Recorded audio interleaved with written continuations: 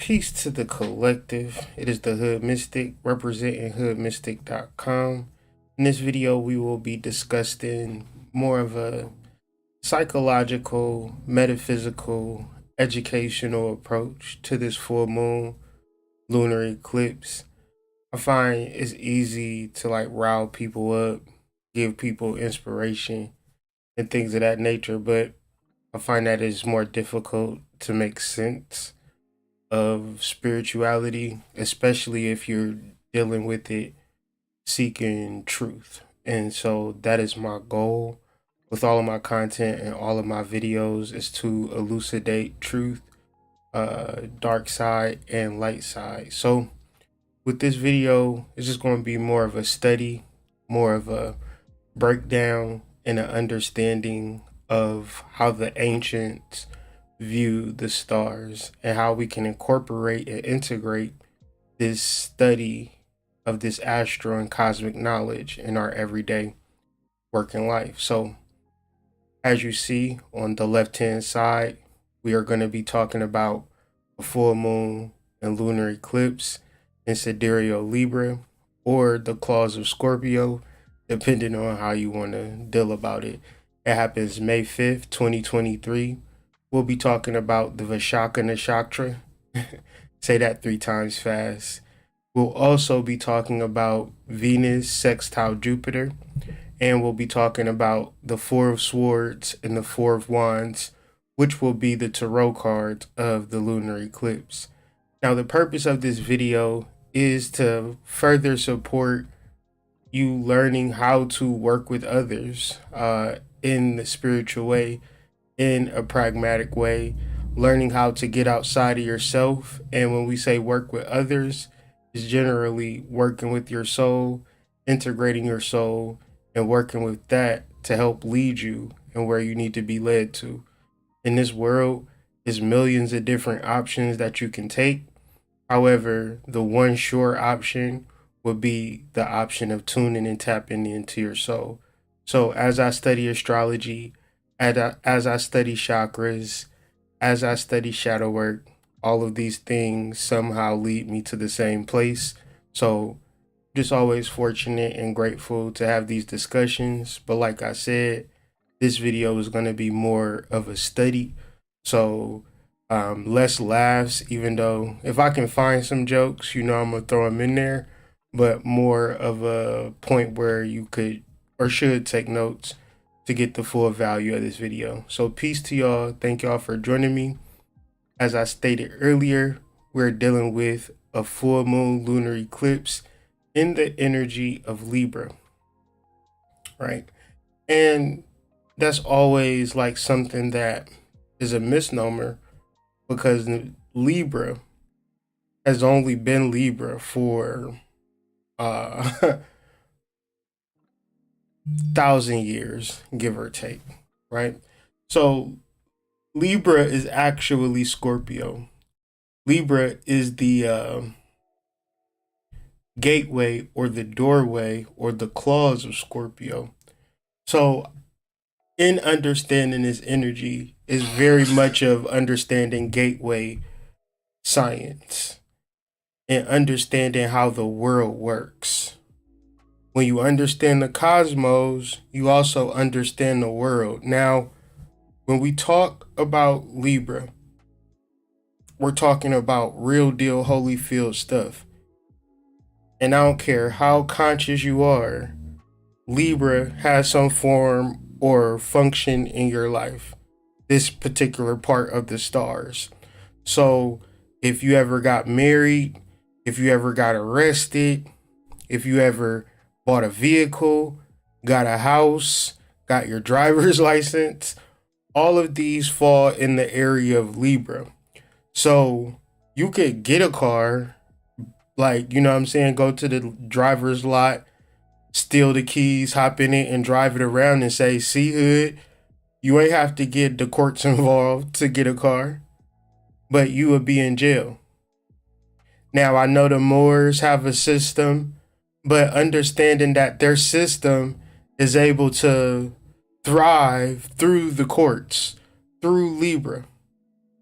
So as conscious people, as spiritual beings, we love to manifest, but we then have a hard time with legalizing it or making it real. Because if ever we wanted to manifest something and it wasn't going to make it through the claws of Scorpio, guess what?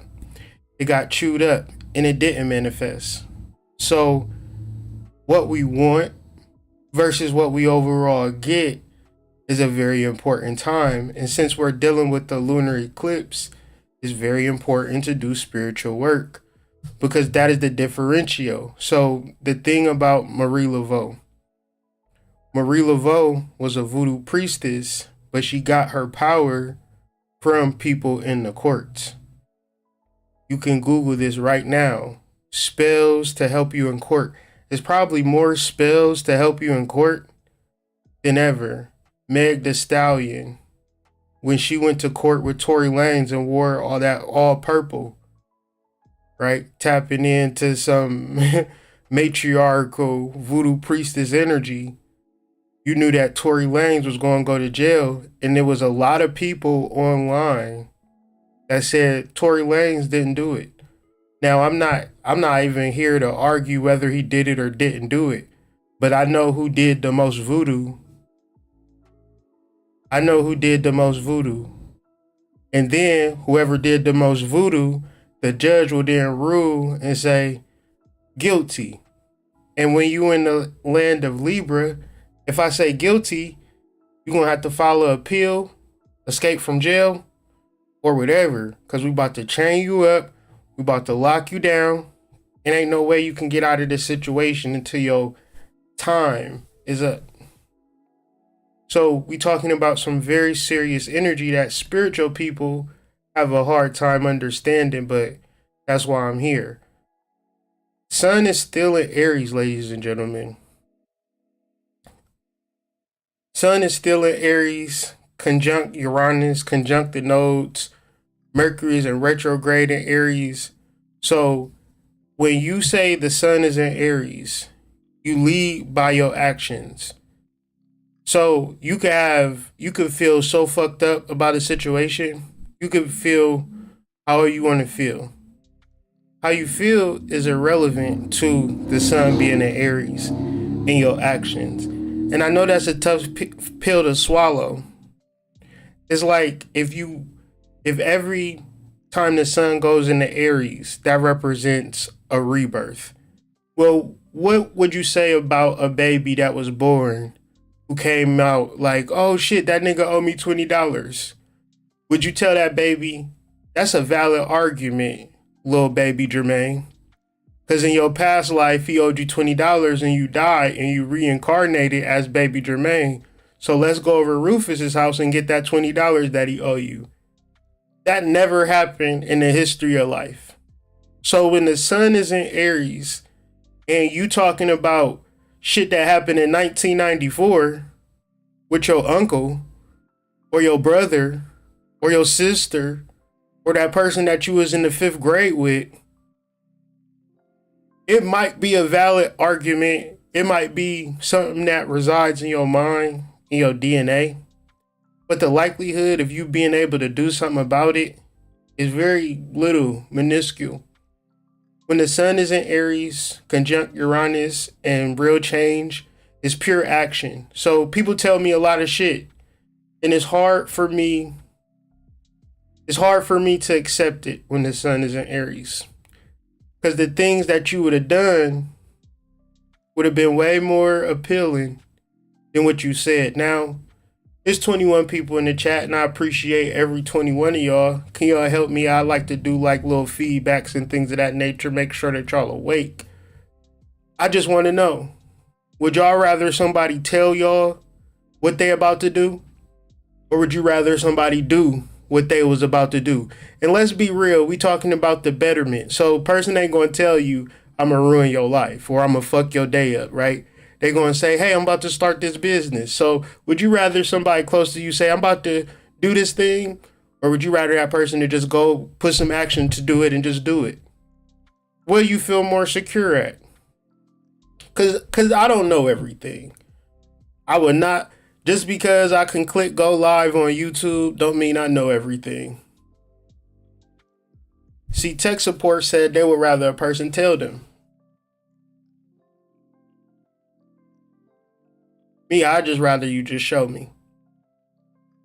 I'd rather you just show me. Cause you gonna tell me all of this shit.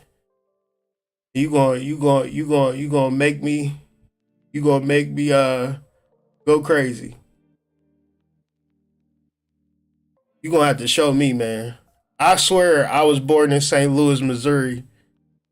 Even though I wasn't. I feel like I was born in St. Louis because boy, oh boy, you gotta show me, especially when the sun is in Aries, especially when Mercury is in Aries retrograde, especially when Uranus is in Aries. We talking about some transformational stuff.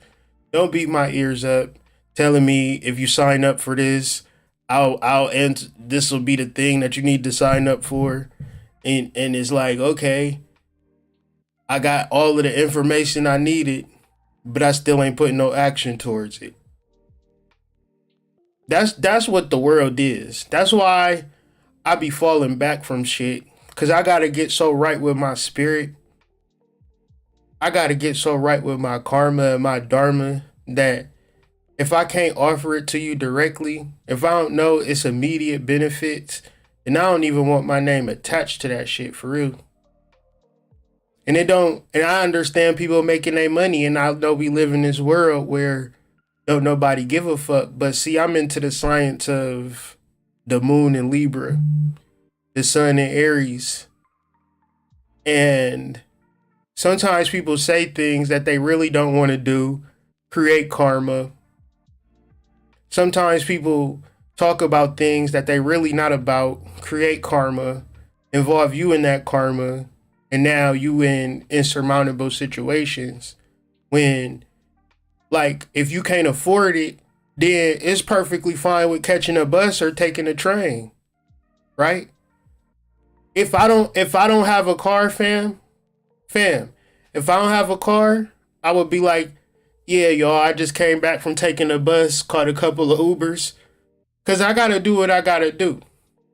I'm grateful that I have a vehicle. But if I can't afford a vehicle, I just can't afford a vehicle.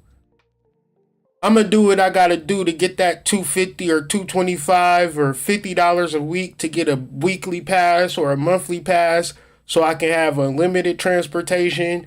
Because in what world is I don't have a car a valid excuse for you not taking care of your business? When people ask you to go places, they rarely ask unless you going to the chiropractor, do you have transportation? Like if I have an incentive to get you to where even if I did have an incentive, it's just too much shit going on. I can't pick you up, get up off your ass, catch the bus, do what you gotta do.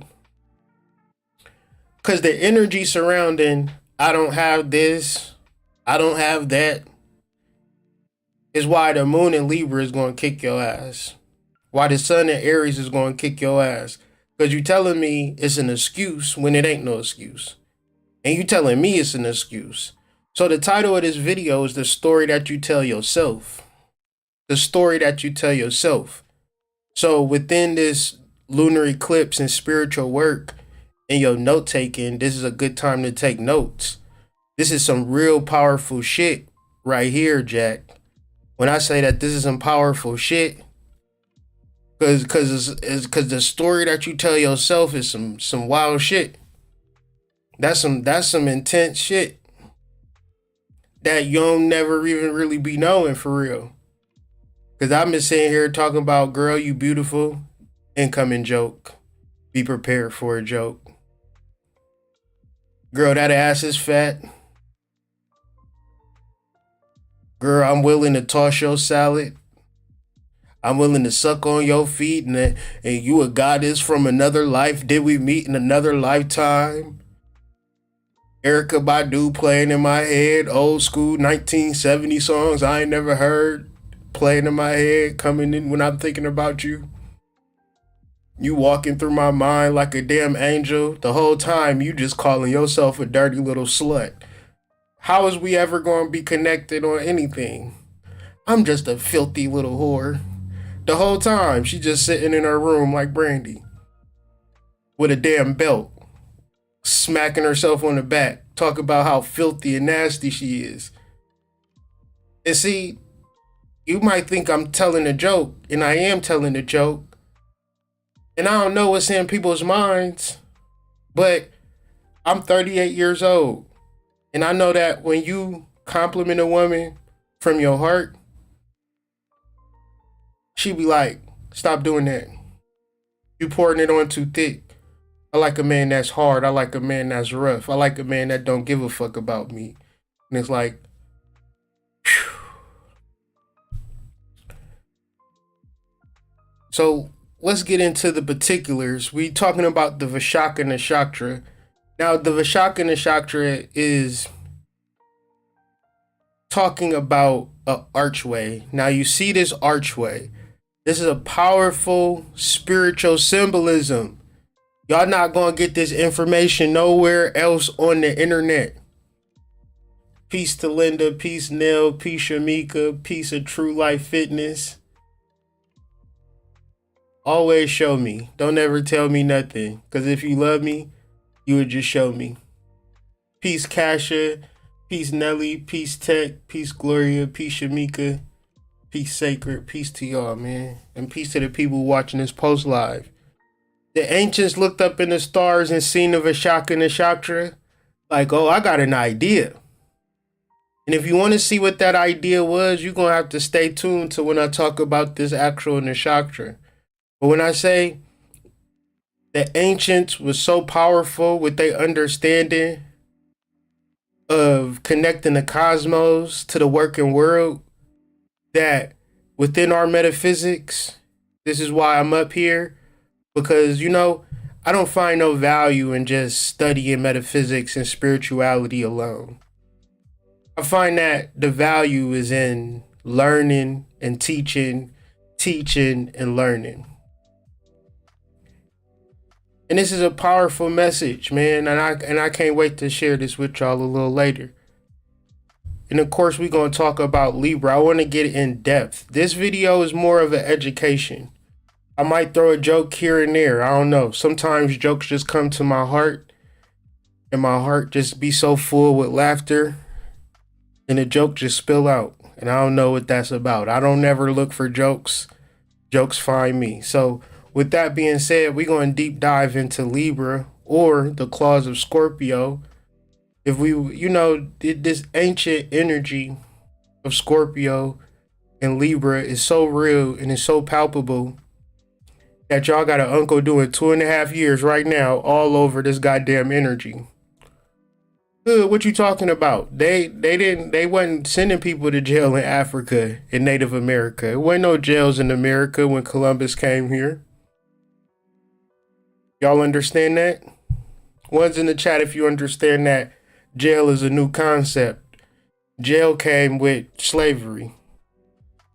Slavery, jail came with Roman astronomy philosophy.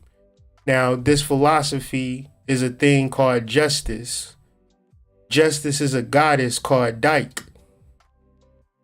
Now, when they act in a certain way of locking your Uncle Ray Ray up for 2.5, they moving in accordance with justice, with Dyke.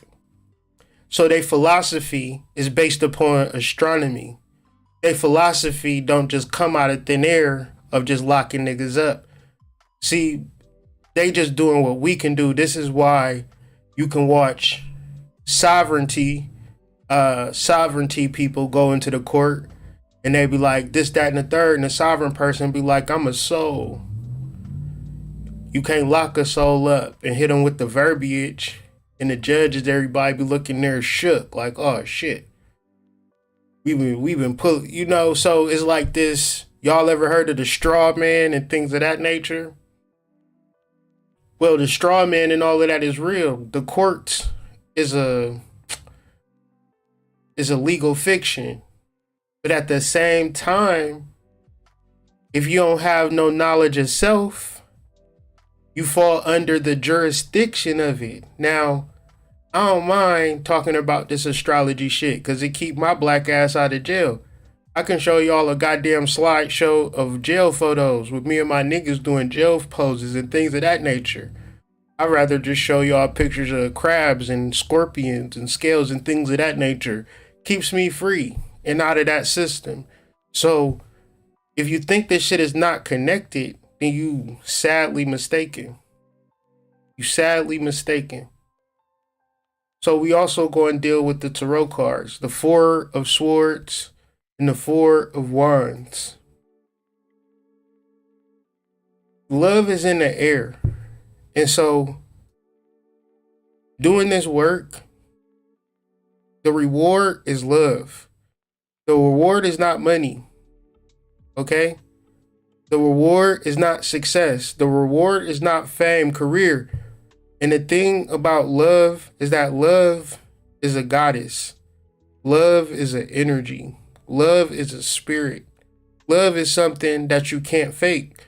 So in this life, you may want love, but if love, spirit don't deal with you, then you probably in a relationship that's very toxic, very fucked up, or you're not in a relationship at all. Because the story you told yourself was obviously that you needed to chase love. That love wasn't a spiritual thing. That love wasn't a reward of hard work and understanding. And I can only tell y'all this because this is an actual experience. And there's nothing that I could say to y'all. I can't even tell y'all about it because it's so damn real. And it's only after really doing the work. And I know, like, bro, I wish I could explain. I wish I could explain how the script that was in my mind my whole life is playing out. I wish I could explain the law of attraction being the most powerful thing, animal magnetism, things of that nature, being the most powerful thing, and to really do the study and do the work and just simply do the research, put pen and paper, open a couple books, learn it, integrate it, express it.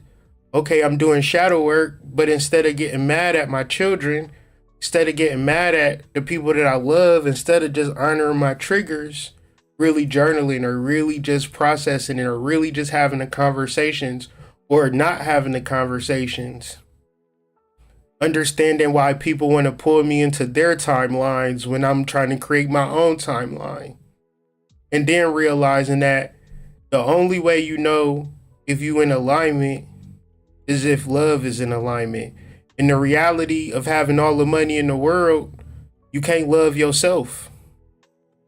And you can't say because you paid a prostitute or you got a sugar daddy or things like that, that person actually give a fuck about you.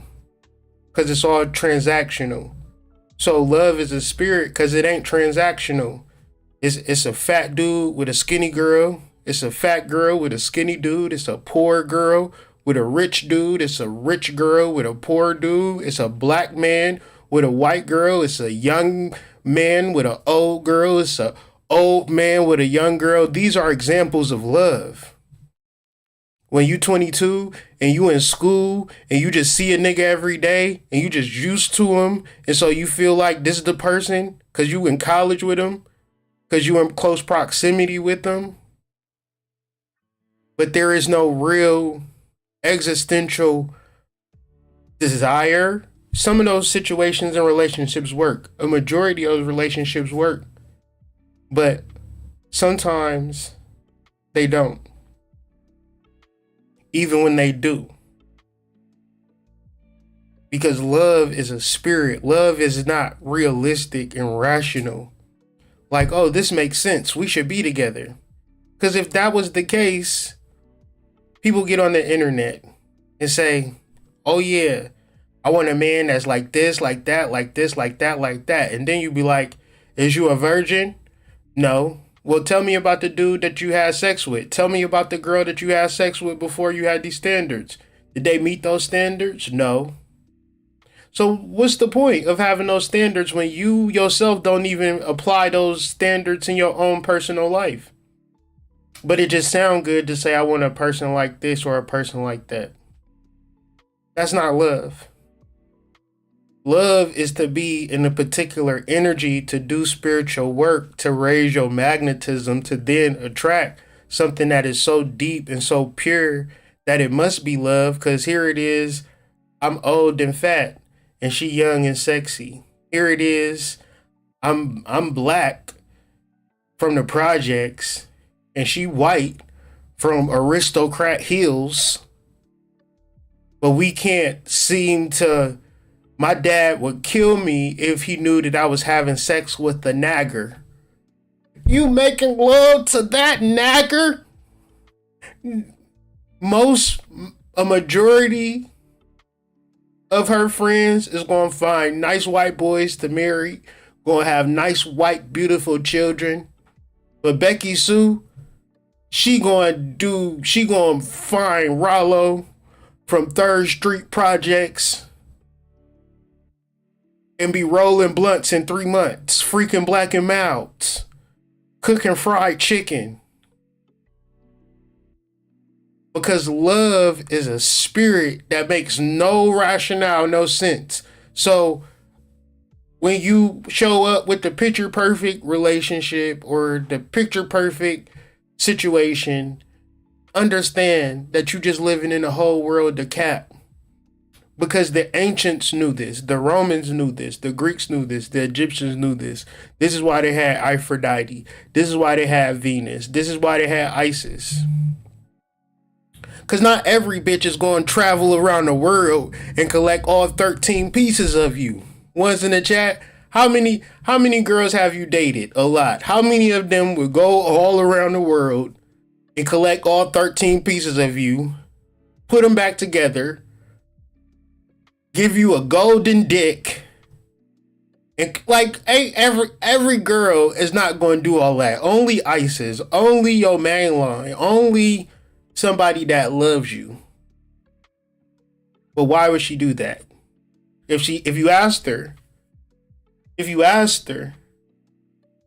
she wouldn't know. Because love is a spirit. We also going to talk about Jupiter sextile Venus, which is an interesting transit because it's going to happen at 0 degrees during the lunar eclipse.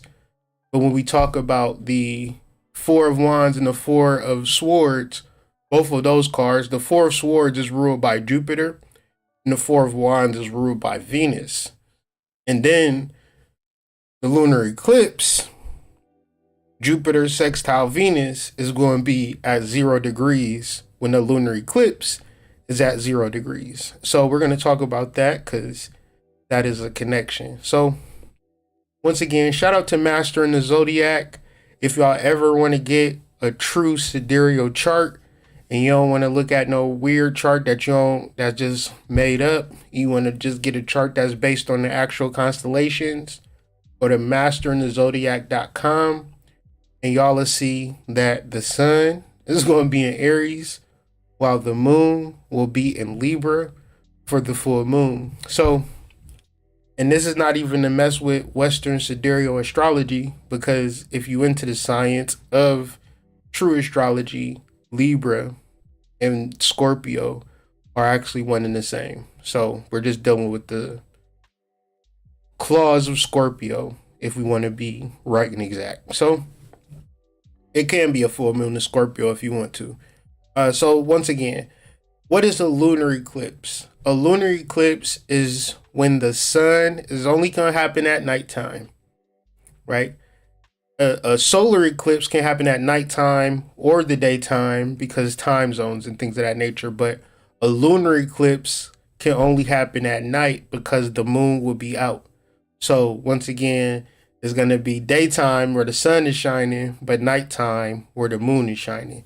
So when the sun shines through the earth, the light barely travels through the earth. It literally blocks the sun. The earth blocks the sun. And so the light that does shine through the earth, it gives off this like red luminous or this red glow. In April, not even April, but just in 2015, 2016, we had 4 blood moons. We had a cycle of blood moons. And during that period of time, that period of lunar eclipses, solar eclipses, my spirituality and my spiritual development and growth happened so very fast. And we whenever we talk about eclipses, I gotta do a video. I gotta talk about an eclipse just for people who may be struggling. Cause I'm gonna tell you, in 2015, where we had the four blood moons, I was really struggling in multitude of ways.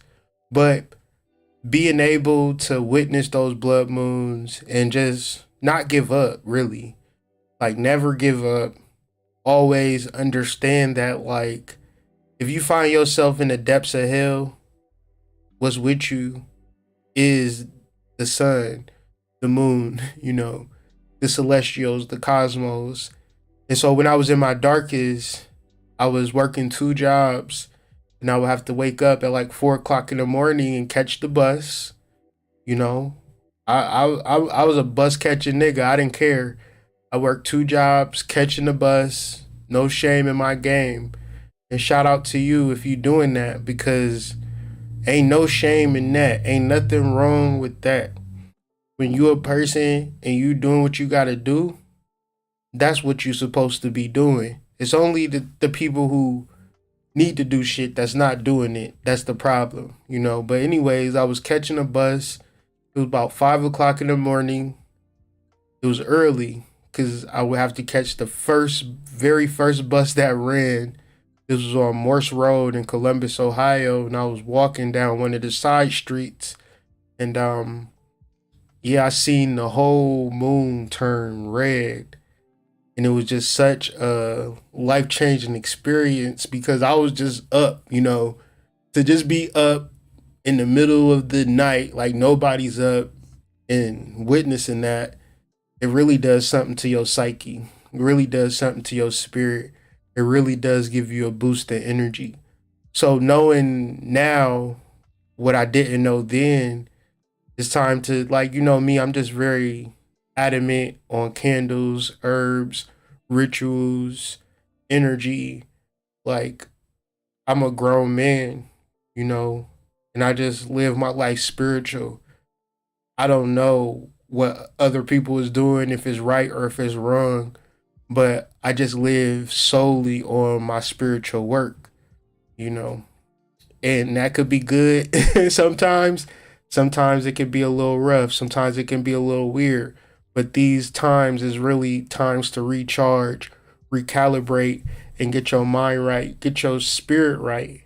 And, the thing about this stuff is that I don't know if people get tired of spirituality, maybe just get tired of me, but the sun is always shining, the moon is always phasing, the stars is always starring. And as long as those things are taking place, I'm going to observe them and study them and gain some understanding.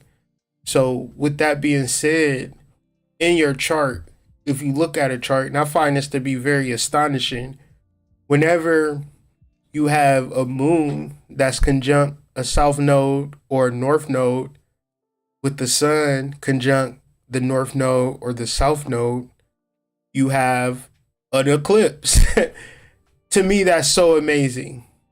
Whoever created the system of astrology just really knew what they were doing. And it's like, the chart is mathematical. It functions just on pure math. In the universe, bro, the universe functions on the same math. We can chart out eclipses from now until eternity because of mathematics. Until this bitch blows up, my guy, sis, we will know when the eclipse is. We will know when it is time to do spiritual work. We will know when it is time to tap in and really what energy we should really focus in.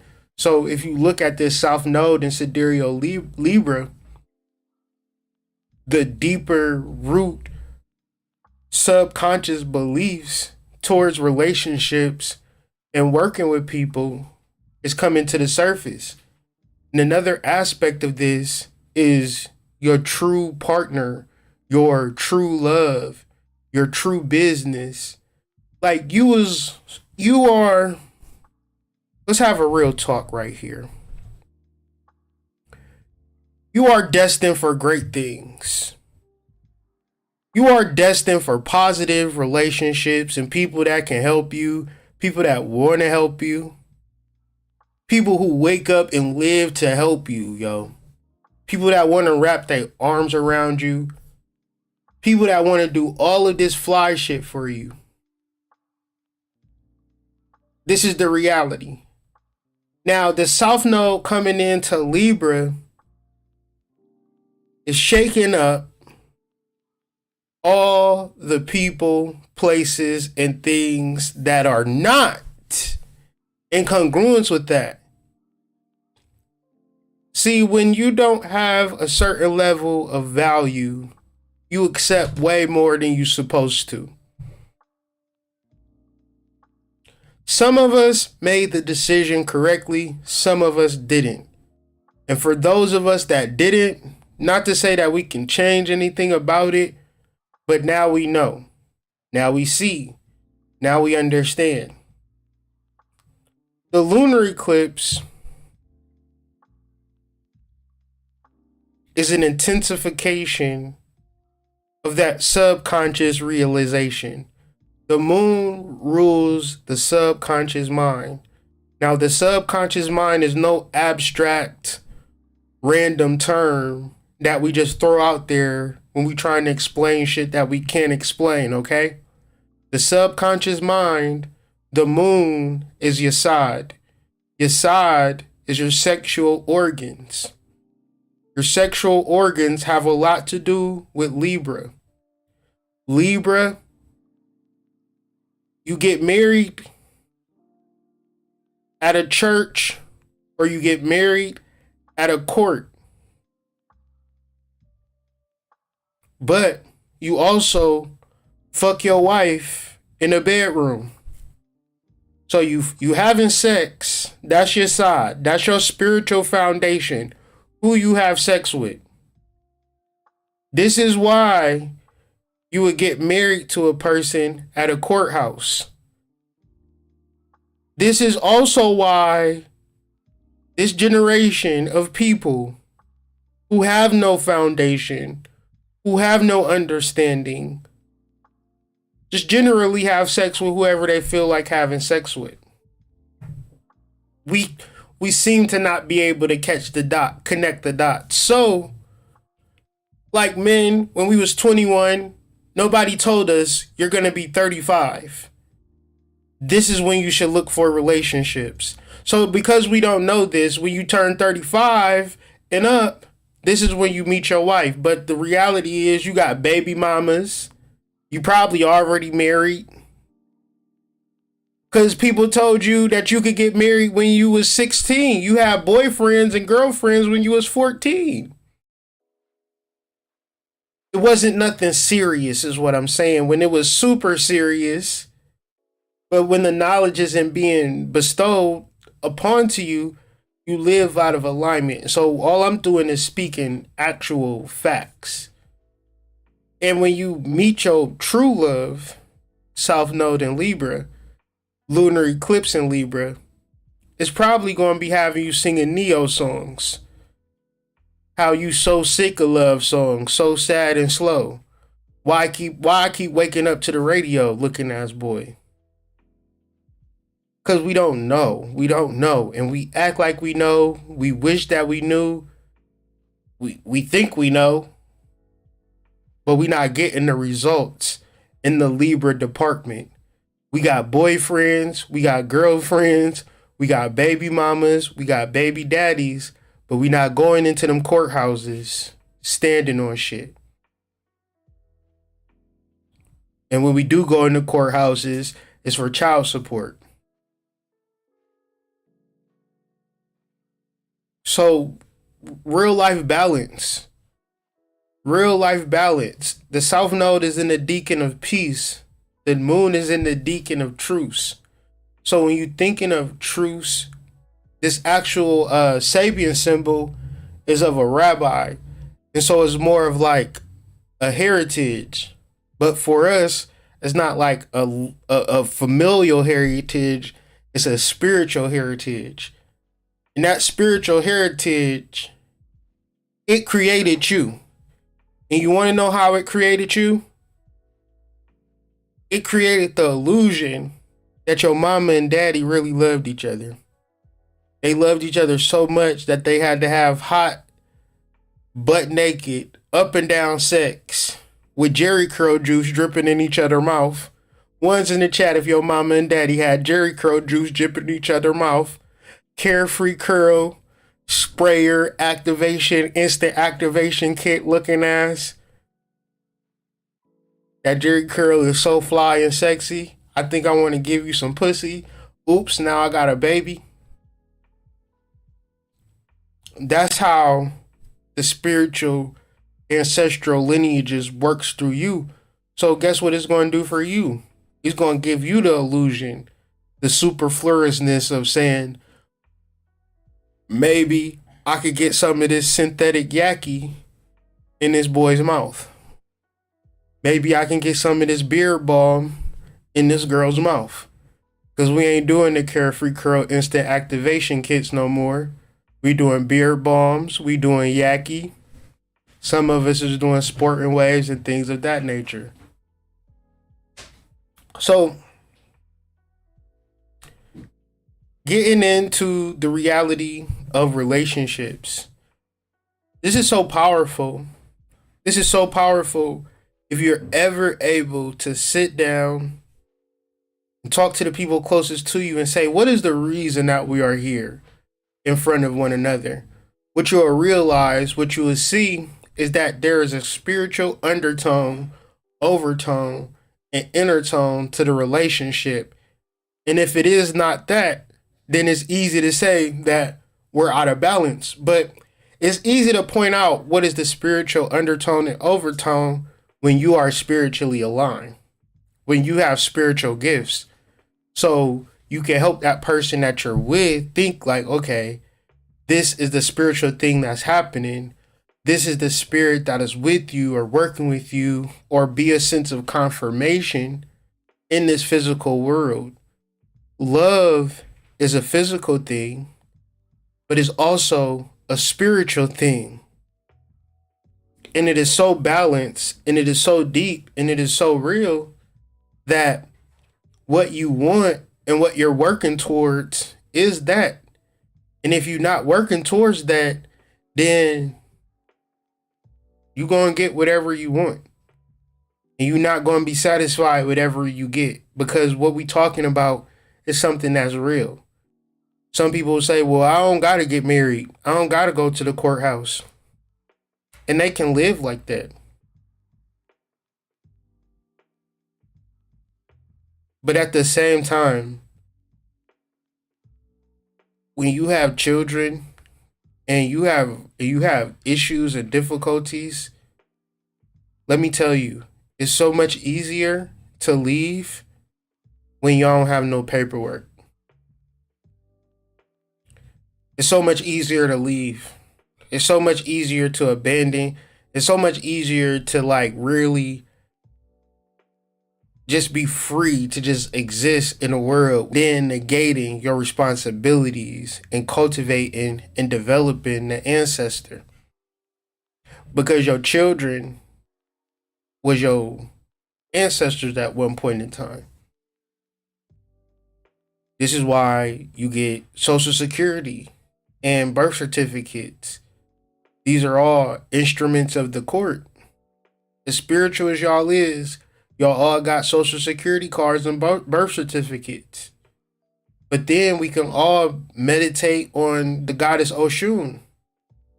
So it's like we can negate, like sometimes, you know, when you get into this, let me know if y'all ever experienced this, like when you come into consciousness, you could just become so spiritual. Like everything is spiritual. You hate your Social Security number. You hate your name. You want to change your name. You want to change how you dress. right? You want to just embody spirituality 150%, and then you end up in jail for fraud, right? The federales kicking down your door. Think about Nature Boy. Think about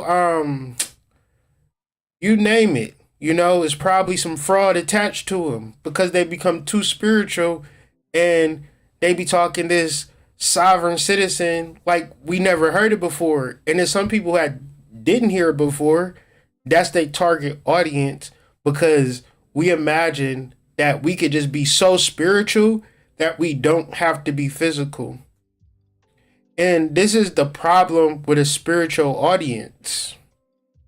Sometimes we can talk about this spiritual shit so much that we just be acting like it's going to save us.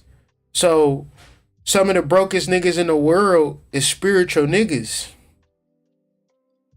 Some of the most treacherous women on the planet is spiritual women. I know spiritual women on Facebook deep as hell. You know where they posting them deep ass spiritual quotes from? Prison.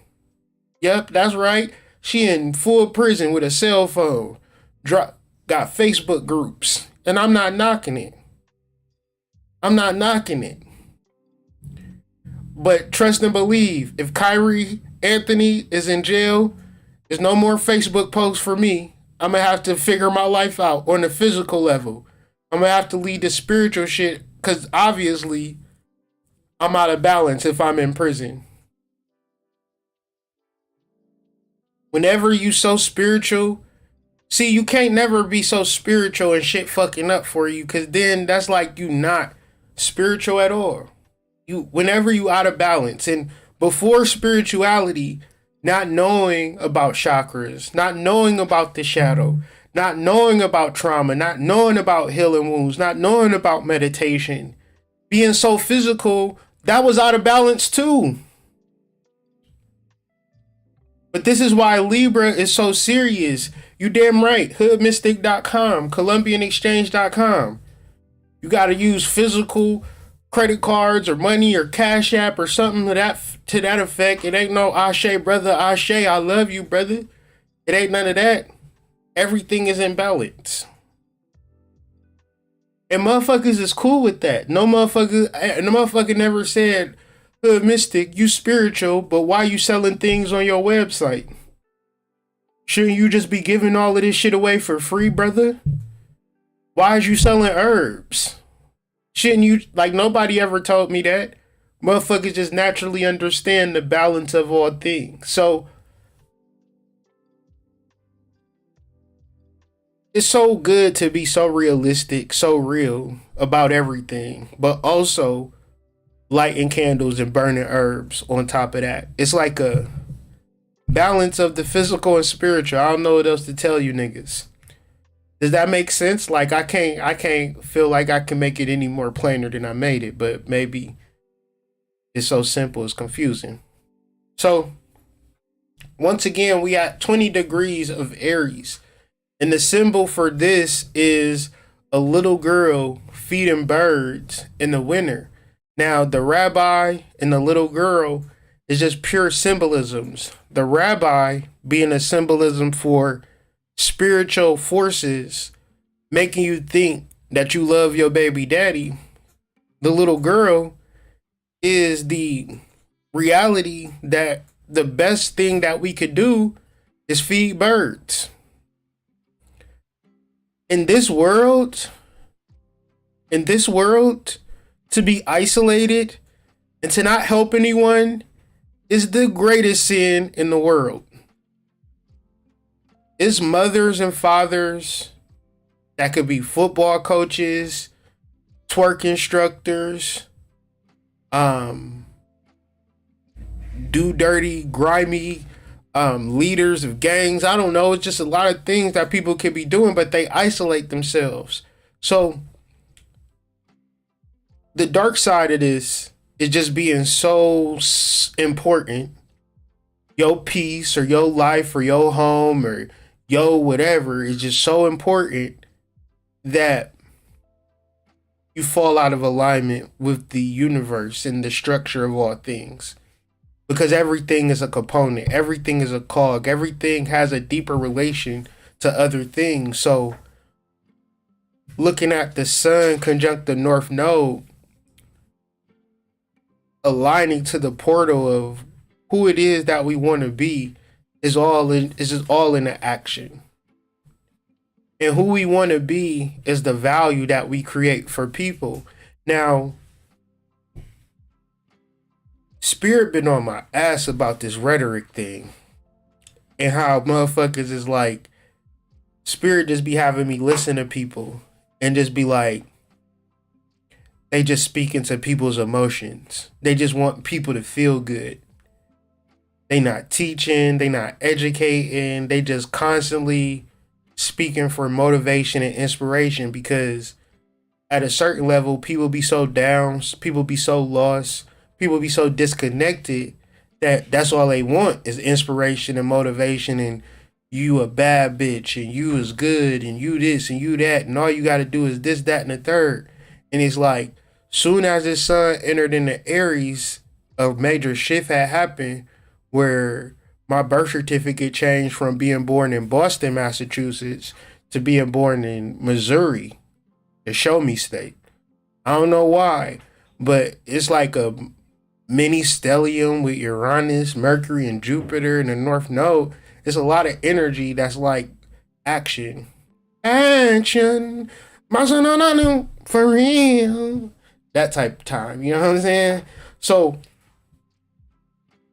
it's like, of course we want to have business. Of course we want to make money. Of course we want to have the best life ever. But it's like, you're not going to get it if you don't understand value. And when you understand value, you can raise the price. And understanding your value, setting the right price, whatever you're doing is the key. But what are you learning? Like, what are you actually learning to increase the value for what you are doing? And this could be so powerful for young men and women to not just date. Don't just date because you look halfway decent and you can buy makeup. Don't just date because you look halfway decent and you got a new haircut. Date because you put value into yourself. What books have you read on developing? What books have you read on being a wife? What books have you read on being a wife? You wanted to, not what movies have you, what Disney movies have you watched about a happily ever after? The value of a person is in their actions. Y'all got convinced and tricked that the value of a person is in their appearance. So when you go over her house, she ain't washed dishes in 3 weeks. She don't even got a mop. It's just dishes and all types of weird shit on her bed. But the little closet, little cubby hole where she take her pictures is immaculate. Because people have been it's a whole generation of people who have been raised that if they can look a certain way, if they can present themselves in a certain way, that's all they have to do. And so the true things for which, like, you can't never fool nobody about shit in this world. Why you don't have it, why you ain't in it. Because then you gonna flip it with a sob story. But the difference is, like I promise y'all don't know the difference between a man and a boy. Y'all wouldn't know the difference between a man and a boy if they was standing right in front of you. Because the conversations that y'all be having be about boys. Because a man that's in his masculine, that's in his divinity, he not going to treat you like that. So the conversation, I feel like, should be, how do I know the difference between a man and a boy? How do I find the value of this person that I'm fucking with? Because let's keep it real. Let's keep it a buck. Let's keep it true. Do y'all even care about the value of that man more than his appearance? Yeah, he got money because it to increase and enhance his appearance. His shoes is clean. His outfit is nice. his beard is cut, and that's all of the shit that drive you wild. But is that his true value intrinsically? No. So let's talk about Libra. This is a part where we really deep dive in, talking about some information, trying to expand our mind on the energy. Because at the same time, people don't want to talk about astrology, but then want to be mad that their probation officer is knocking on their door talking about pissing his cup. When I didn't talk about astrology, I was pissing for my probation officer. The moment I started studying astrology, I absolved and went way beyond worrying about if my PO was going to violate me or not. When I wasn't talking about astrology, I didn't have no hoes. I didn't have no animal magnetism or attraction. I didn't have no conversation. I didn't have no even understanding or relaxation in reference to the divine feminine. I was like a jackrabbit. I just wanted it. When I began to study astrology, when I began to study my chart, when I began to study my energy, I began to attract my divine feminine counterpart. So it's cool to listen to me talk about it, but it's another thing to understand your chart and understand the energy for yourself. So if I sit here and I talk about this shit and I just go through all of these slides and we go through all of this information, what's the result? You ever had a foot massage? Huh? I bet you niggas ain't never had a foot massage where it tickle at first, then it stopped tickling. That's the result of this, a foot massage. Probably ain't never even had your gooch licked or nothing like that. Just straight vanilla, because you don't understand astrology. Vanilla is just regular up and down sex. She got on regular basic drawers. You know how like lingerie is for strippers and hoes? It will almost seem like strippers and hoes invented lingerie. But did y'all know that just regular husbands and wives wore lingerie? Like just to turn their man on? That was the first initial reason for lingerie. For like husband and wife, boyfriend and girlfriends to like spice up the bedroom, not for OnlyFans content.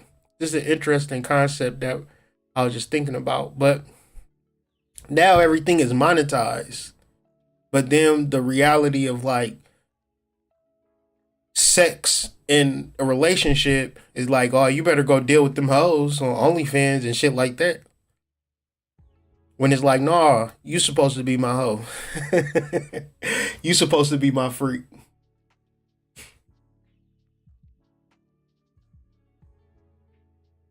So yeah, the ancient Greeks called Libra Chile, which means claws. And there's two main stars in Libra, and they're called something that I'm not going to pronounce. Just Zubin, Elishmali, and Zubin something, and it's the South Claw and the Northern Claw. This moon is exactly conjunct Zubin El Ishmali and Zubin El Baguni, but these is Arabic words, and Arabic is not my first language, unfortunately.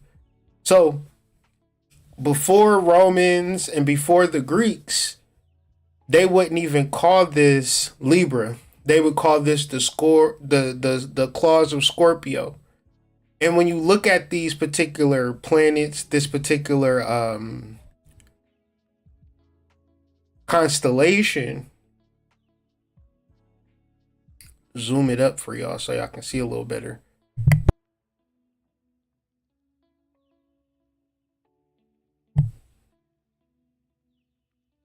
It acts as a gateway or a barrier to the larger Scorpio. And that's exactly what it is. But see, Romans and Greeks, they didn't invent this. They didn't invent the scales. They wasn't the first. They didn't just think of it like, oh, this is a barrier or a gateway. The actual inventors of it was Egyptian. But what they did do though is signify it and took the astronomy of Virgo and Scorpio and made it their own and turned it into Virgo and Libra. So in every courthouse in America, you'll see this statue of this goddess. This is the goddess Dyke, representing justice, holding the scales. This symbolism and personification is real. People go to school to learn the legalese and language of this, because understanding this verbiage can save your life. We all could learn legalese in our free time and spare time. And if something was to happen to us, we could represent ourselves in court. But we don't, so we hire a lawyer. We could study astrology in our spare time, but we don't, so we hire an astrologer. So the philosophical sciences are all a part of chaos magic. So if I wanted to strengthen my spells, I could learn law, I could learn astrology and incorporate law into my spells, incorporate astrology into my spells, because that's how they are doing it. That's how it's done. That white lady is not holding them scales for no reason. Like, you know what'd be cool? Is if we had this white lady hold the scales in front of every courthouse. Where did y'all get this symbolism from? I don't know. It's just a cool idea that I thought of. No, that's Virgo. That's Libra.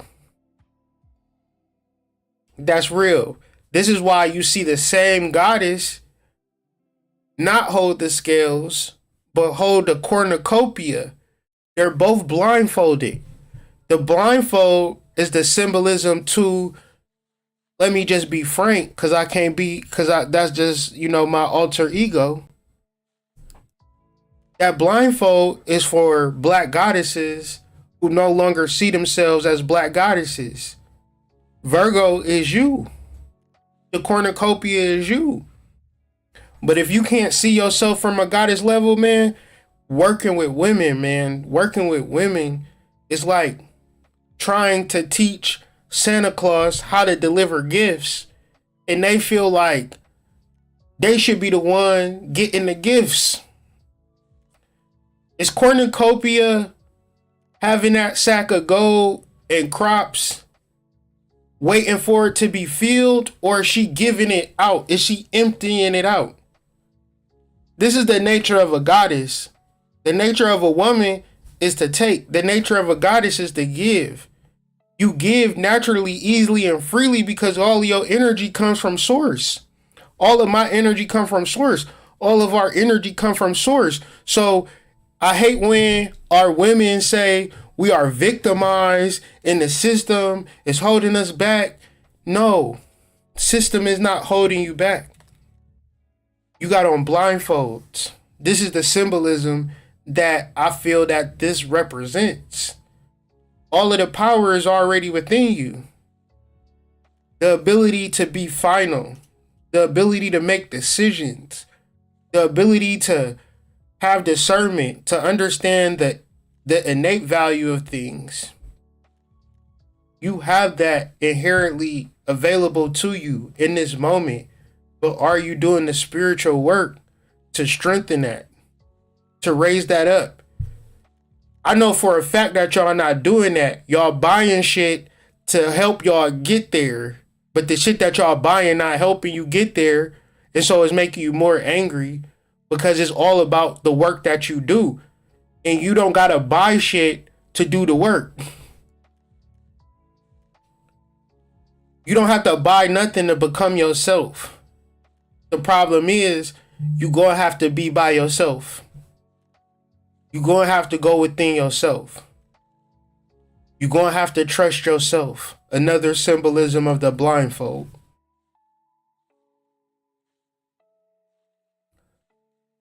So when we in the energy of Libra, we're also being specific about yin and yang.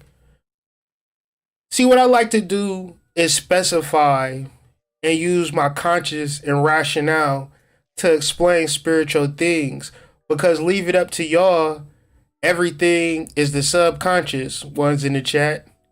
Everything is just yin and yang. Everything is just everything. Just shit don't just be meaning shit. Just niggas just be saying shit to say shit.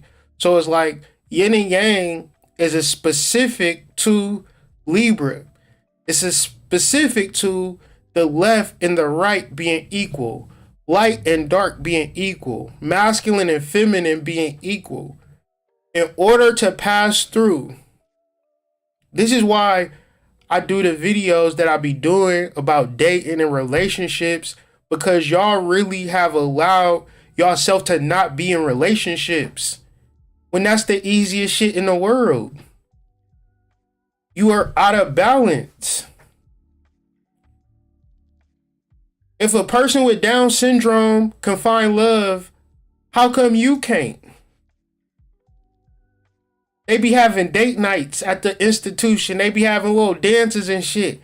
The people with Down syndrome, they be hooking up. You don't even got Down syndrome, but the story that you tell yourself is out of balance. Whatever you've experienced, whatever you hold within your heart is out of balance. And if I was Anubis, you wouldn't be able to pass, you wouldn't be able to go no further. This would be it. How you an Egyptian and you don't have Isis and Osiris? What are we talking about here? We're in the energy of Libra. We always so spiritual, except when it comes to this. Because the reality is that until you master the balance of yin and yang, masculine, feminine, price and value, spiritual and physical. Your mama and daddy was together. You were created from two people coming together. So why then do you now get the chance to break the chain? Because you went to public school for 12 years? Because you went to a goddamn community college for 4 years?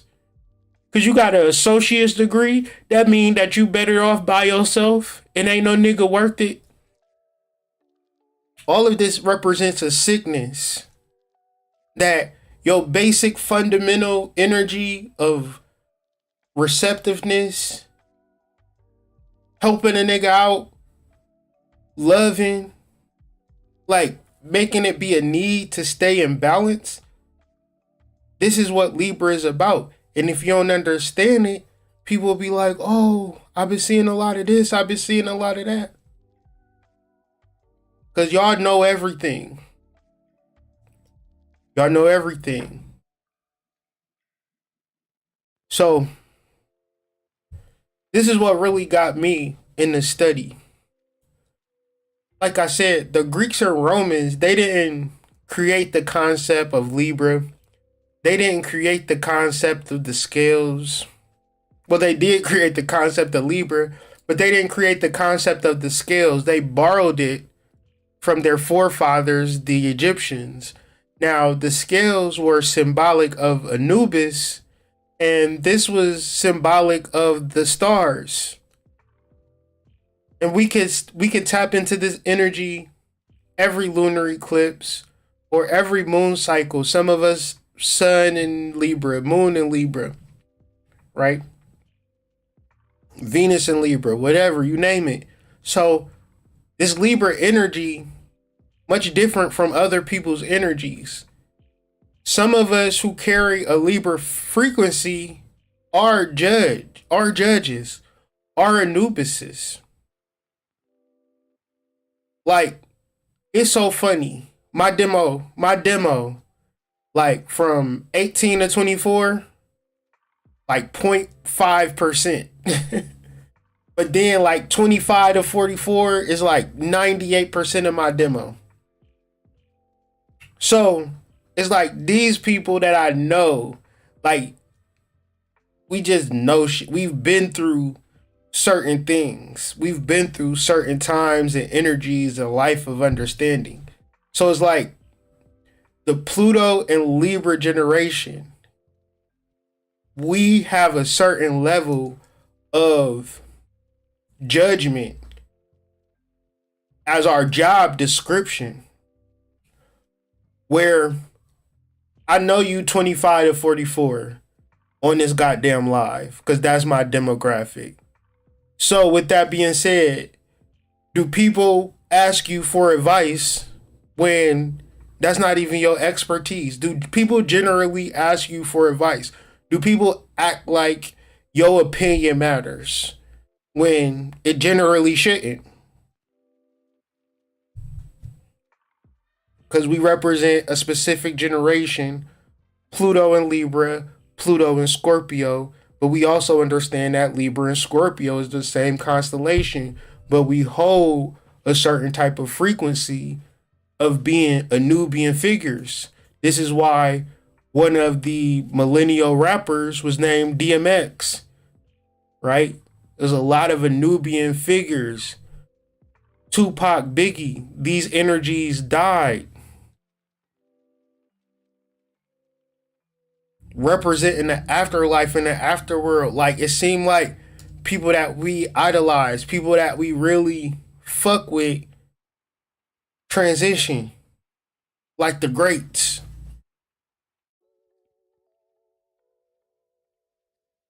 So what I'm saying is you have a larger purpose than being a baby daddy. You have a larger purpose than being baby mama. You actually have to serve as a Nubians at the gateway of time and energy. Like this is what you do when you sleeping.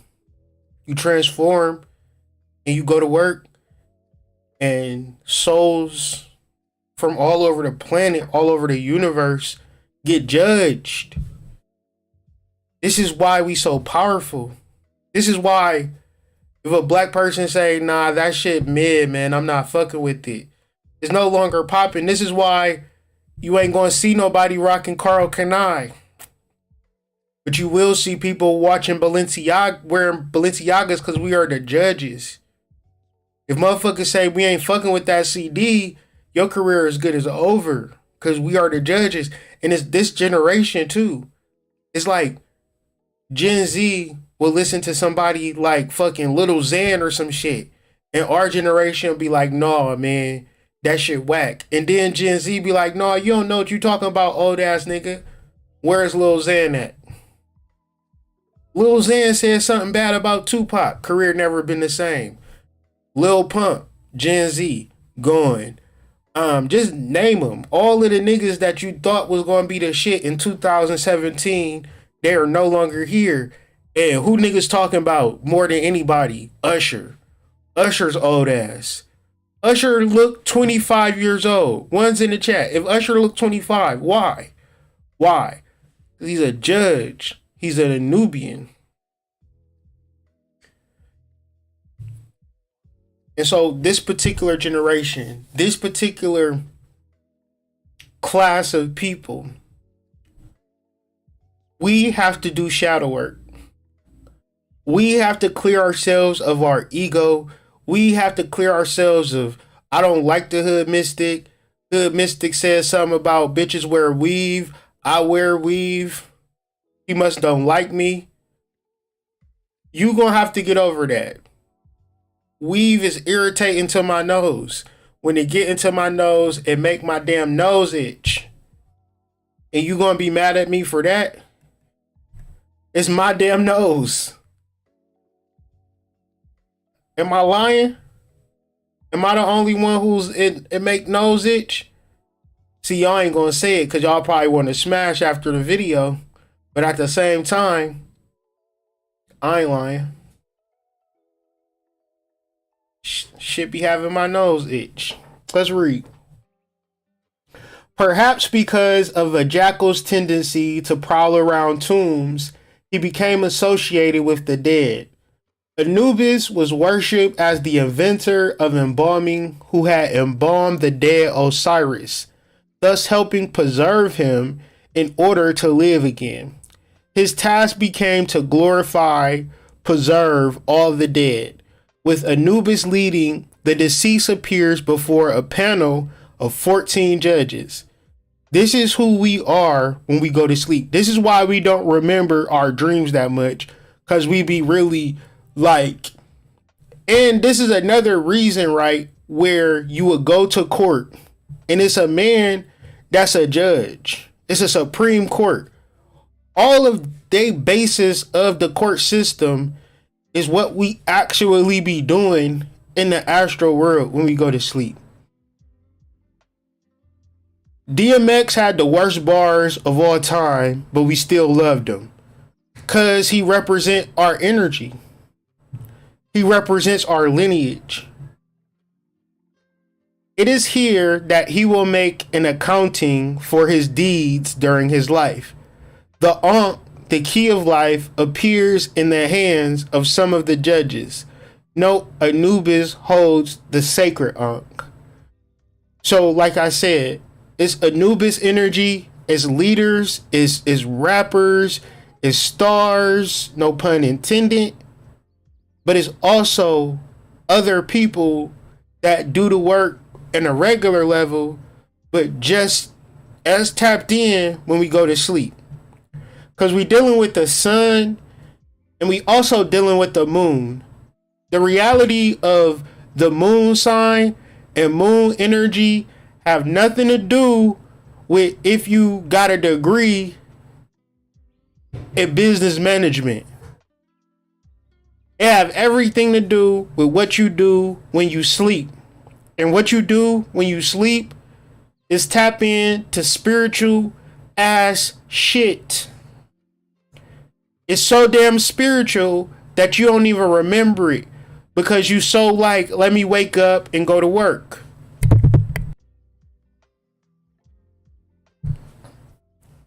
But since you don't know this, your work, your life, your career, what's happening in your relationship, it becomes the most important thing to you. And what you do on the astral, you don't even know. People don't know about this side of life. So when Anubis, then let's read. Anubis is then charged with the weighing of the heart of the deceased in the left, and the feather of Ma'at, the goddess of truth and justice, in the right. The truth is that you are a spiritual being having a human experience, and none of this shit matters. That's the truth. But if you can't smoke a bag of that, you have a heavy heart. So you cannot get into Scorpio. You cannot get into Sagittarius. You cannot get into Capricorn. You cannot get into Aquarius. You cannot get into Pisces. If you don't have your ID, you do not get in the club. The problem is when you just trying to figure out your humanity without doing shadow work around it, and it's weighing you down. At a certain point, you just gotta not give a fuck. And if you don't do the work to not give a fuck, it's a book, The Subtle Art of Not Giving a Fuck, if this is a problem for you. If the heart of the deceased outweighs the feather, then it is a heart which has been made heavy with evil deeds, and the ultimate fate would be meeting the god Ammit, the god with the crocodile head and hippopotamus legs, who will devour the heart, thus condemning the deceased to oblivion for eternity. But if the feather outweighs the heart and the deceased has led a righteous life, he is presented to Osiris, the judge of the dead. Thoth, the ibis-headed god of wisdom, stands ready to record the outcome. Horus, the god with the falcon head, who is also carrying the Ankh, will lead him to Osiris. Osiris is shown wearing the crown of Lord Egypt, the north.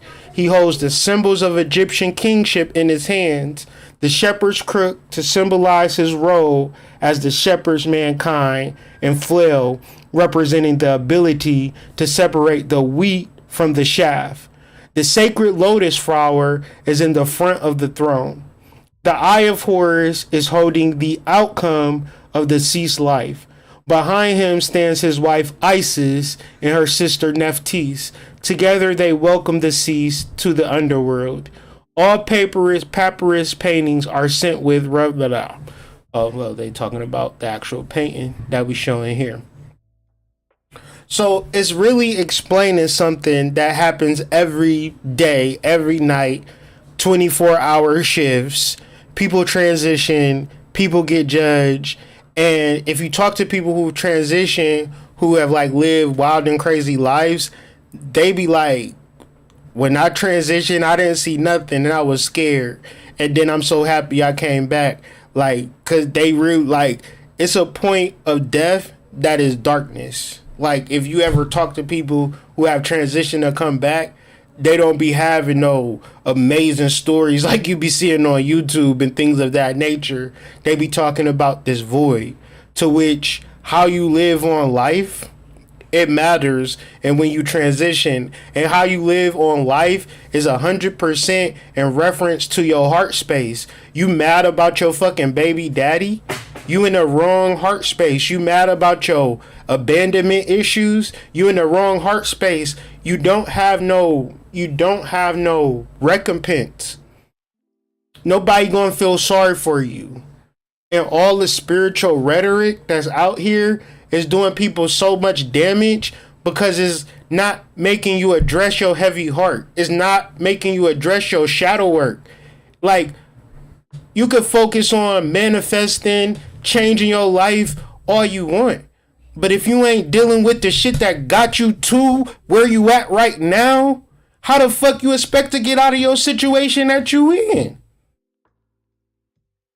What got you there was not a mistake. What got you there was you being so fucking deliberate towards getting to where you at now, that you gotta really get to a point where you can begin to do some real live shadow work to say, I don't want to be here any longer, so let me get my heart right.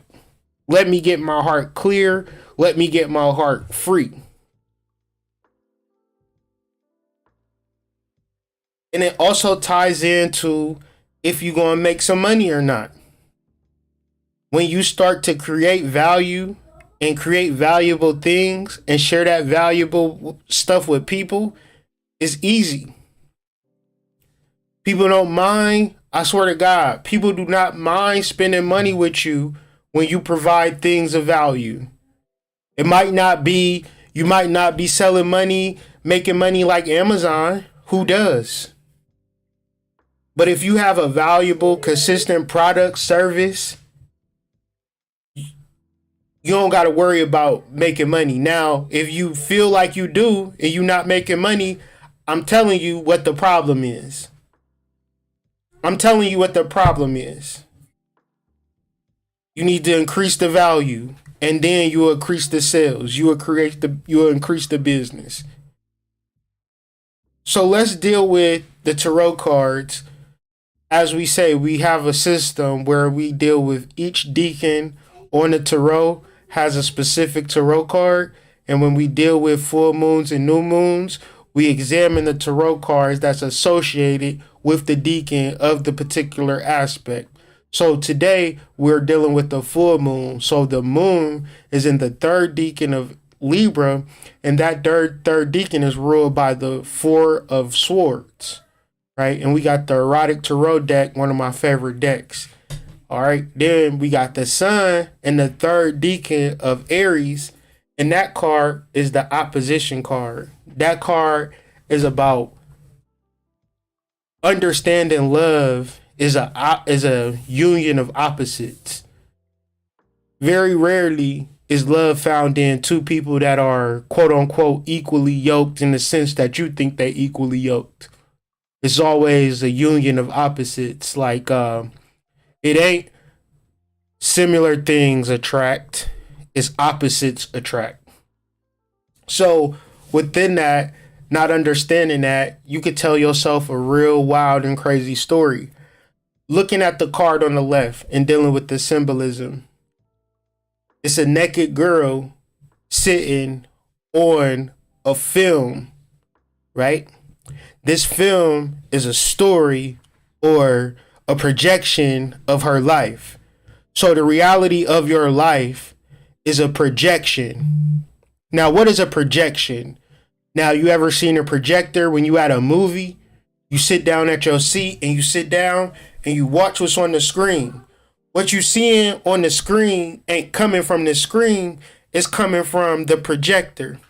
So all of the information of your life is held within you. You get to sit and watch it. So what do you watch? It's like I'm looking at the house in front of me, the cars in the street. So now this projection that I'm seeing is a result of my inner work. So if I want to see something or do something, then I need to go within myself. It is the story that I tell myself. If I tell myself I don't got a passport, then I'll never get a passport. If I don't want a passport or need a passport, or I can't get a passport because I'm a felon, whatever the case may be, then this is the story that I tell myself.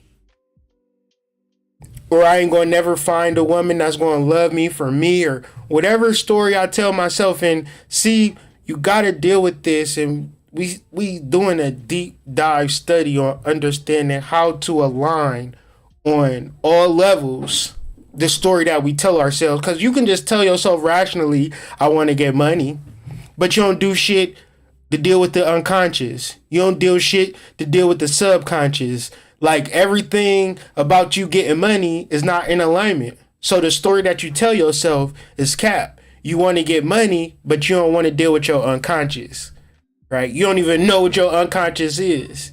Because when we get into the science of the unconscious, hopefully you'll understand what your unconscious is, start to identify it, and say, is this feeling or emotion in alignment with the story that I tell myself?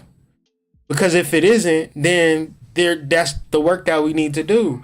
And then on the second card, what you see is an old man giving a younger lady some cunnilingus. Now, in the Thoth Tarot deck, this card is called opposition. It's the union of opposites. It's something young and something old, something black and something white, something fat, something skinny, something loose, something tight. You know what I'm saying? And that is real and true love. Being able to like pull something and get something, like, you know, you a do dirty ass type of chick, but you end up getting a top notch type of nigga, and he fall in love with you because your do dirtiness. Like, he kind of love your crustiness and type shit. That's real love. You understand? Like, it's hard to explain, but I hope y'all understand what I'm trying to say, because y'all really don't get it. And I know y'all really don't get it, because for real, you know, you gotta really lean into your darkness and your triggers and your iniquities and shit. Like, in my last video, I was joking, but I was serious. You know what I'm saying?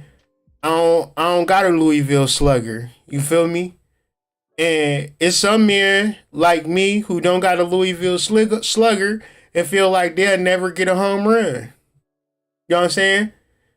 Don't nobody want to throw them no balls. You feel me? Because they don't got a big bat.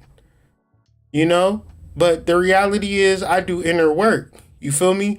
And so because I do inner work, just so happens, you know what I'm saying, I might slide home a couple times or two. You feel me? You know what I'm saying? This is a story that I tell myself. I ain't saying because I don't got a Louis V slugger, I don't need to slide home from time to time. Goddamn umpire saying you safe. No. You gonna catch this wiffle bat. You gonna catch this little league bat. You understand what I'm saying? You gonna have a time of your life. And if you don't have the time of your life, guess what you gonna do? You gonna act like it. Why you gonna act like it? Because I took you to Ruth's Chris. You know, the next nigga, he take you to Olive Garden. He take you to damn Fridays. He take you to the bar. Chicken. Get you some chicken strips and shit. I took you to Rope Roof's Chris. So if you don't enjoy it, you better act like you enjoy it. You know, and when you in the Four of Wands energy, you know the chick gonna act. She gonna fake it. She gonna fake it. You know, and as a man, that's all I want. Just act like you like me. Act like you like me. If you don't act like you don't like me. What type of brain freeze is we in? Like don't do this. We got one life to live. So fake a orgasm, sis. Act like you coming. Fake shaking. Fake act like you shaking. Just fake. Is it gonna kill you? Let me know. Is it gonna kill you to fake like you having an orgasm? Cause you know you want to go out to eat. You know you want to go out to eat. Fancy restaurant. So, like I said, we need to align this lunar eclipse energy with our four minds. And this is going to be our rational mind, unconscious mind, subconscious mind, and spiritual mind. And you might find that's just a tedious thing, but you know what's tedious to me? You know what I'm saying? Do the little fake pussy twitch. Act like it's, you know, shaking or some shit. You know, do something. We have a rational mind, an unconscious mind, a subconscious mind, and we also have a spiritual mind. And if we don't understand these four minds when setting intentions and doing spiritual work, will generally have our intentions exist in the rational mind. So when it's the story that we're telling ourselves, we're only telling it to ourselves rationally. I want money. I want money. I want a man. I want a man. I want money. I want a man. Did you do unconscious work? Did you do spiritual work? Oh, you just been rational about it. Okay. That's you ain't doing nothing, because everybody want a man, everybody want a woman, everybody want rich. Only very few people actually do the things that they actually want, because the difference between a person that actually does it versus a person that wants it is that they begin to align each and every mind and each and every body and begin to integrate all of these particular things. So I'm going to point out some of the things for which can disturb and disrupt your intentions during this lunar eclipse, and also what to look for energetically when you are disturbed, because sometimes you can't differ. Well, most of the times, if nobody is educating you on the difference between your unconscious mind and your subconscious mind, then you're either going to conflate them, or you're going to be dealing with both of these minds being disrupted and not even going to be ever differentiating what's happening. So you'll say shit like, I had a bad day, or I'm going through something, or I'm depressed, when really your unconscious mind is speaking to you via your emotions. Your subconscious mind is speaking to you through your partner selection. Your spiritual mind is speaking through you through a specific disease, through a specific disruption in a specific endocrine gland. So let's deal with the rational mind. The rational mind, as the name sounds, is our reasonable self who guides us, weighing costs and benefits. So once again, our rational mind is Libra, is the balance of physical and spiritual. Don't be so spiritual and feel like this man love you, but he not going to want to talk about marrying you. If he too woke to marry you, then just stop dealing with him. Because eventually he gonna waste your time and leave you. Why have him waste your time, use you up sexually, not invest in you, not pour into you, and then just stop fucking with you once he get all of the pussy that he need? Your rational mind looks at things rationally. Your rational mind will take a person to court. Your rational mind will press charges. We all have this particular rational mind. We all live in the state. Some of us are woker than others. I'll give you that. But a majority of people get a summons to go to court, have a warrant to go to court, they're going to go. A majority of people, the police pull out their gun and tell you put your hands behind your back, they're going to put their hands behind their back. Because we're rational and we have a rational mind. Now, this is not the only mind we have, because if that was the case, we would be a victim to our decision making. So we got to tap into our other mind, our unconscious mind, or our emotional mind. See, our emotions are running off a distortion that we are a physical body. The reality is that we are a spiritual being. We are an energetic being. We are not a physical body. The physical body is a vehicle. So a vehicle is important, but if my vehicle breaks down, I don't break down. I can get out my car and I can just start walking and get to where I was going. Now the body, if the body was to transition or the body would die, that doesn't mean that the energy in my source and my spirit would die. It would just mean that my vessel would die, but I would continue on. So when we are in alignment with our spirit, our unconscious mind sends up positive emotions. Emotions that say, congratulations, you're in alignment. However, when we are out of alignment with our subconscious mind, our unconscious mind, we get sent erratic emotions, depressive emotions, negative emotions, sad emotions. Give me a second.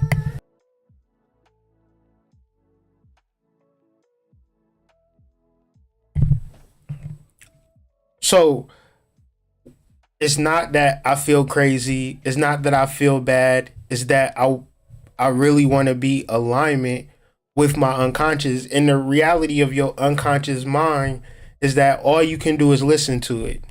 You can't program it. You can't take a class. You can't get a reading on it. You can't get a past life regression about it.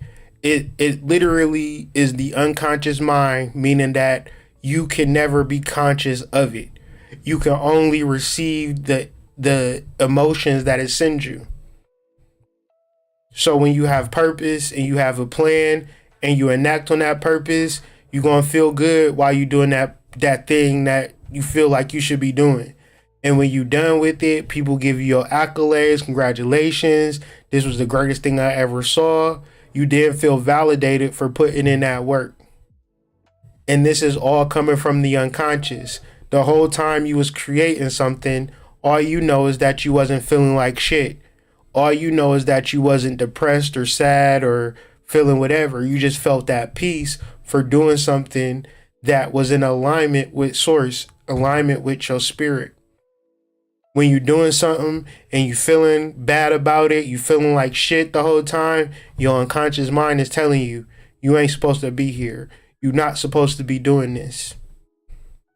But what happens generally, we can quiet that down because it's unconscious and we don't understand it.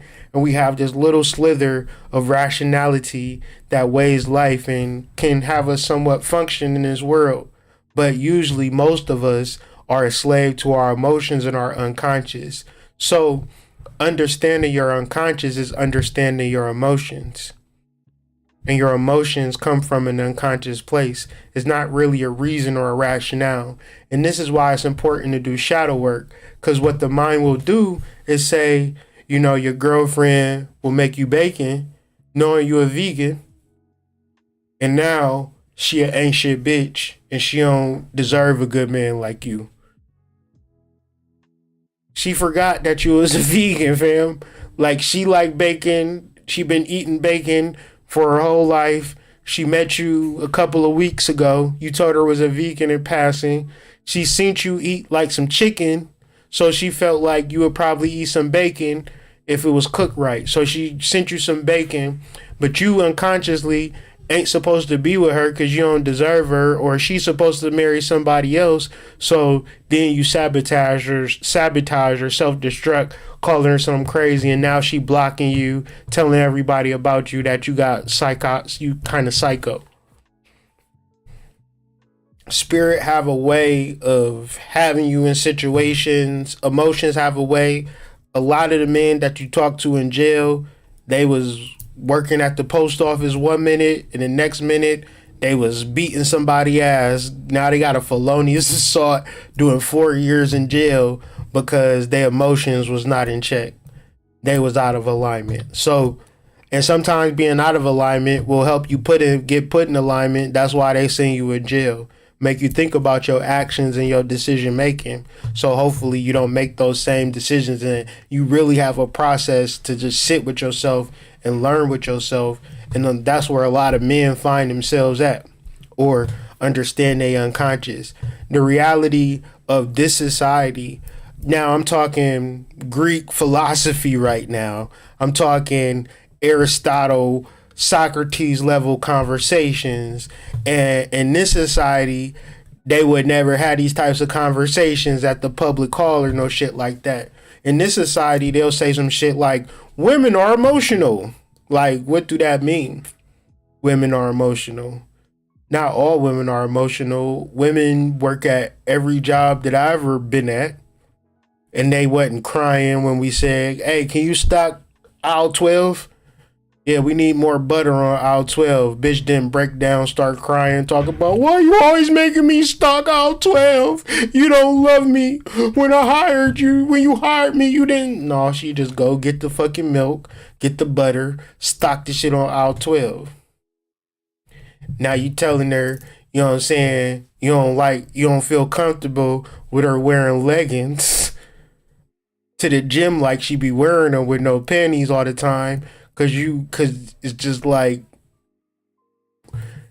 it just feel like you trying to impress niggas, but maybe I'm insecure. I'm just trying to have a conversation with you, and now you emotional yelling at me because I'm actually right. You trying to impress the niggas at the gym for real, but you in a relationship with me, and I'm calling you out on it, but you want to fight me and shit.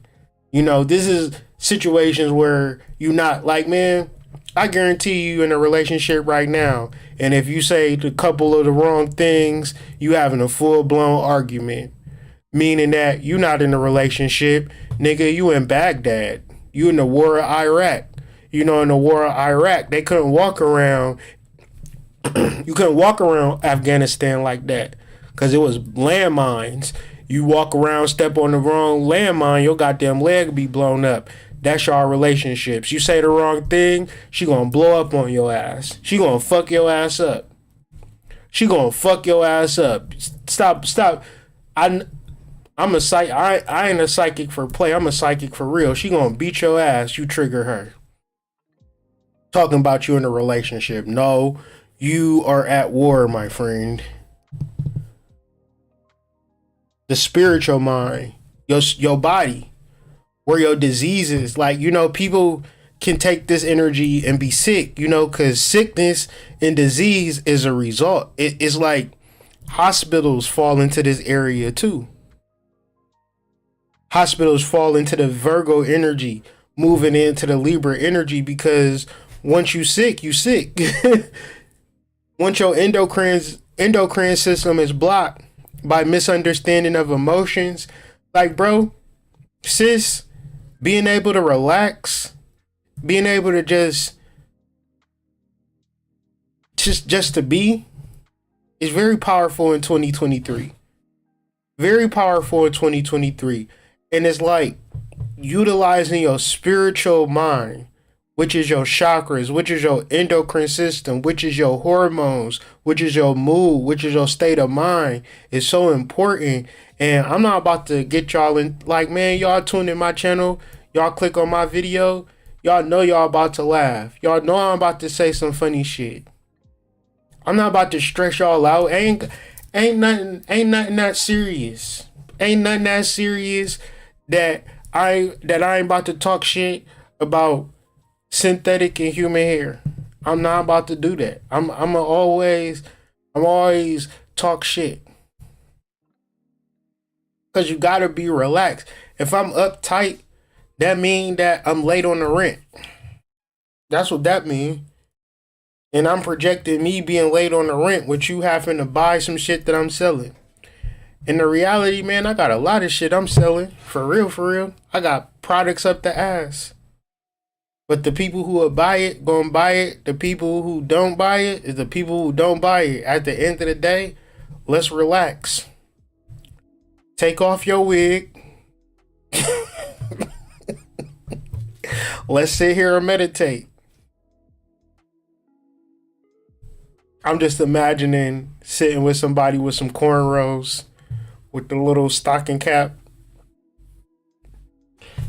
and we just sitting there meditating. Wig sitting to the left. The wig catching vibes and peace vibes energy. Once you get done meditating, you put the wig back on, you really, really enlightened. Crown chakra fully activated. That's what I'm talking about. Like, when you think about chakras, and if it's complicated, if you want to learn about it, of course, get Chakra Nova, read it, take notes, understand about it. But if you don't want to spend $23 on a book and things of that nature, which I understand, relax. Calm the fuck down. Take it easy. Relax. Take your wig off.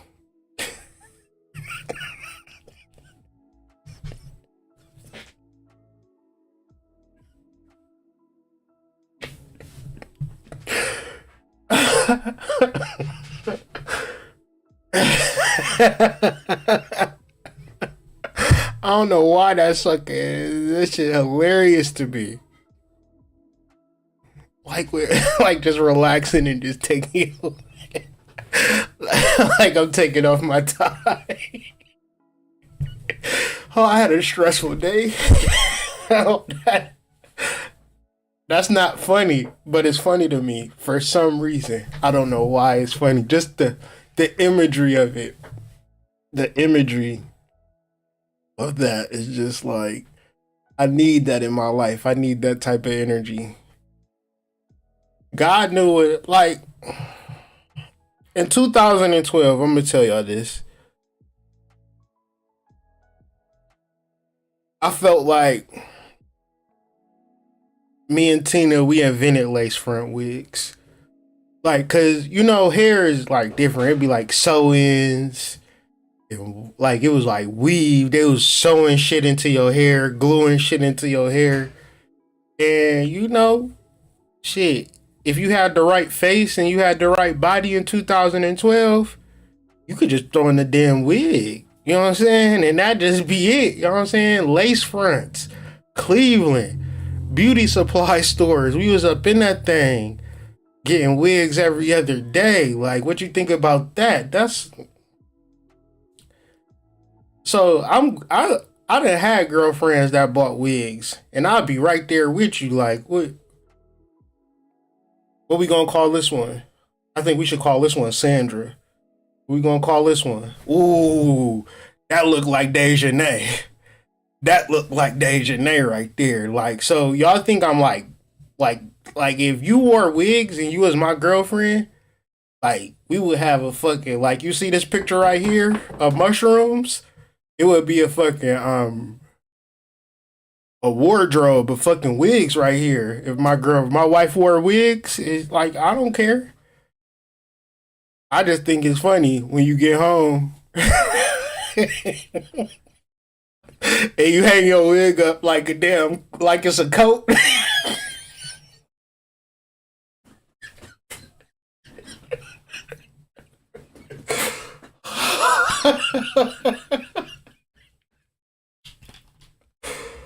Oh.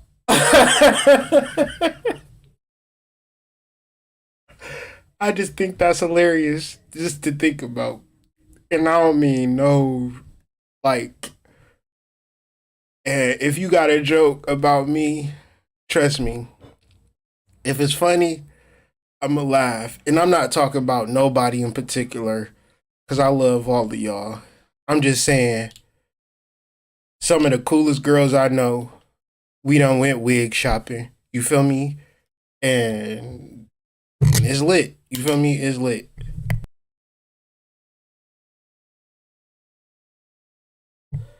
All I'm trying to say is that I like to laugh with y'all. I like to enjoy my time with y'all. I don't want y'all to click on a video and not get a and not chuckle at least a time or two, even if you feel a certain type of way, if you feel I'm talking about you, even though I don't even know you. But with that being said, we have our rational mind, we have our unconscious mind, we have our spiritual mind, and then finally we have our subconscious mind, which is your side, which is our foundation, which is very important. Is more or less the theme of this is like the story that we tell ourselves, but it's also the people that we have help us accomplish our goals. Very important, because if I tell myself what I want out of life and the person that I'm with is not helping me, vice versa, then we are unequally yoked. However, if your spiritual foundation is in proper alignment and you have chosen the person that is right for you, then what you want out of life becomes a symbiotic pursuit. It becomes something that becomes easy. It becomes something that is natural because your foundation is a partner, is somebody that who wants to help you. And it's so fucked up in this world that people can be in relationships with people and they don't help them. So people talk about relationships, they talk about a lot of trauma, ghosting, infidelity, negative energy, argument, shadow, fighting, whatever, you name it. When at the same time, you and this person could have traveled the world together, or y'all both could have traveled the world separately, right? But then came back home and linked with each other on weekends and shit like that. Like, the story that you tell yourself is not as simple as it you being your story. Because we live in this world, and because we live in this world of opposites and duality, we purpose of this life and this energy in this universe is to unionize the opposites. And you know that it's a real science, because without the union of opposites, you wouldn't even be here. The union of opposites is masculine and feminine. The union of opposites is subconscious. Subconscious is a consciousness that happens at the lower levels of thought and of our being, which is our sexual organs or our moon. Most sex that happens takes place at night, where the moon rules. So it's like when the moon rises, so do my little ding ding. Like I rise with the moon. You know what I'm saying? And I be wanting to, get it in the whole night. And in that process, I create life. Right? And this is the foundation. Now, the person that I'm having sex with should also be the person that I'm building with. And do you build? You build with the foundation. So just having sex with somebody that you can't build with is a disruption of your foundation. And if you took this seriously, you would be successful. And if you don't give a fuck about this, you're going to struggle. You're going to struggle. Because nobody came, I don't care, none of y'all is test tube babies. None of y'all was born out of a sperm bank. And if one or two people was, the majority of us came through life through your side, through the foundation. And how we were built or not built was a result of our parents' understanding of this energy. Now, my parents didn't understand this energy at all. But that don't mean that I don't. I'm not going to use their lack of understanding of your side as a realization for me not to stand up for my family, not to show up for my wife, not to show up for my children, right? Just because my parents didn't do it. So growing up in this generation where we didn't know who we are as spiritual beings is going to be much more prevalent, much more stronger, or it should be, unless you're like not doing shadow work and you're still blaming your mom and your dad for your life right now, when we're in a totally new cycle, and the reasons for which you don't have what you want in life right now is because you didn't put the proper action, and because you weren't aligned subconscious and you weren't aligned spiritually. Like you weren't relaxing and working with your chakras. You are stressed out in your cortisol, in your fight or flight. But rationally, you're like, I want to make money. I want to fall in love. I want to do this. I want to do that. But in your deep recesses of your being, you're in straight fight or flight mode. You're straight in reactionary mode. You hate your dad. You hate your mom. You hate your brother. You hate everybody in life, but you want to make money. You want to be in love. It's not going to work like that. You have to unify all of these energies. So, of course, I can talk about a lunar eclipse and speak in pure rhetoric. Everything is going to be great because the lunar eclipse is spiritual. But the reality is most people ain't going to get it. Most people ain't going to understand. And if I sit here and I talk for 2 hours and I not just like few jokes here, few stories here, but mainly just give you the information, and hopefully you take notes and hopefully you understand, it's only going to help you to not be so in a space where your subconscious mind is not being dealt with or worked with because you fucking with any and everybody, but rationally you want to have a relationship. How did that work? Rationally, you want to make money, but you're not making money with the person that you fucking. Tell me, once again, how did that work?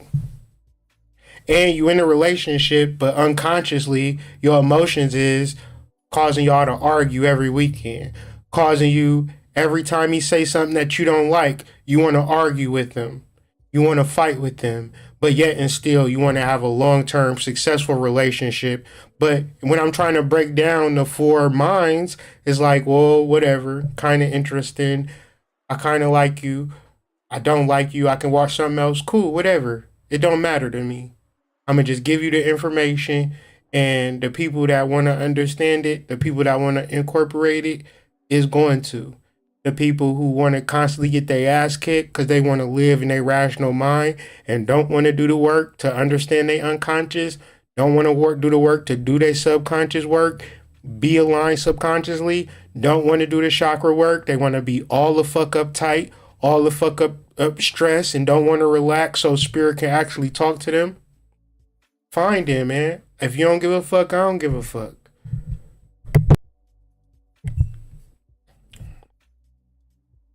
So finally, we're going to talk about this Venus sextile Jupiter energy. Now, we were talking about the Four of Swords and the Four of Wands. So, this is the Thoth Tarot deck, and this is the Four of Swords and the Four of Wands. Now, you can hardly see it in the top of these cards. You will see Jupiter and you see Venus. And I'm just showing you just like kind of codes of the stars and just what these energies represent, and just overall giving you like a message of what this Venus sextile Jupiter represents. And we're talking about a sextile. So a sextile is a representing of you doing the work anyways. So for the people that do the work, great. For the people that don't do the work, then fuck it. You know what I'm saying? And it ties into the whole conversation, mainly the spiritual mind, because a lot of your answers is within you, but you just got to relax. But it's hard to relax if you're so worried about the bills. And you probably are going to be worried about the bills if you didn't prioritize relationships. Like, I don't know what they talking about on the internet, but shit, you really needed to prioritize a relationship to help you out financially. Like, because you can't take care of all the bills and the children by yourself. You can barely do it as a couple. As a couple, it's hard as a bitch. As a couple, it's hard as hell to raise kids. I couldn't imagine trying to do this shit by yourself. So once again, understanding Libra is understanding relationships, understanding some basic shit for life. And we so disconnected as a society, as a people. We have been taught that maybe we could do it by ourselves. That when we get into these Libra type of talks, and you know, it's a lot of constellations that really rely on other people. So if we dealing with Libra and we have a courthouse, right? Is that courthouse just facilitating one person? Or is it a conglomeration of a whole bunch of people that show up in that building called the courthouse and facilitate the organization and the flow of energy and information in and out that courthouse?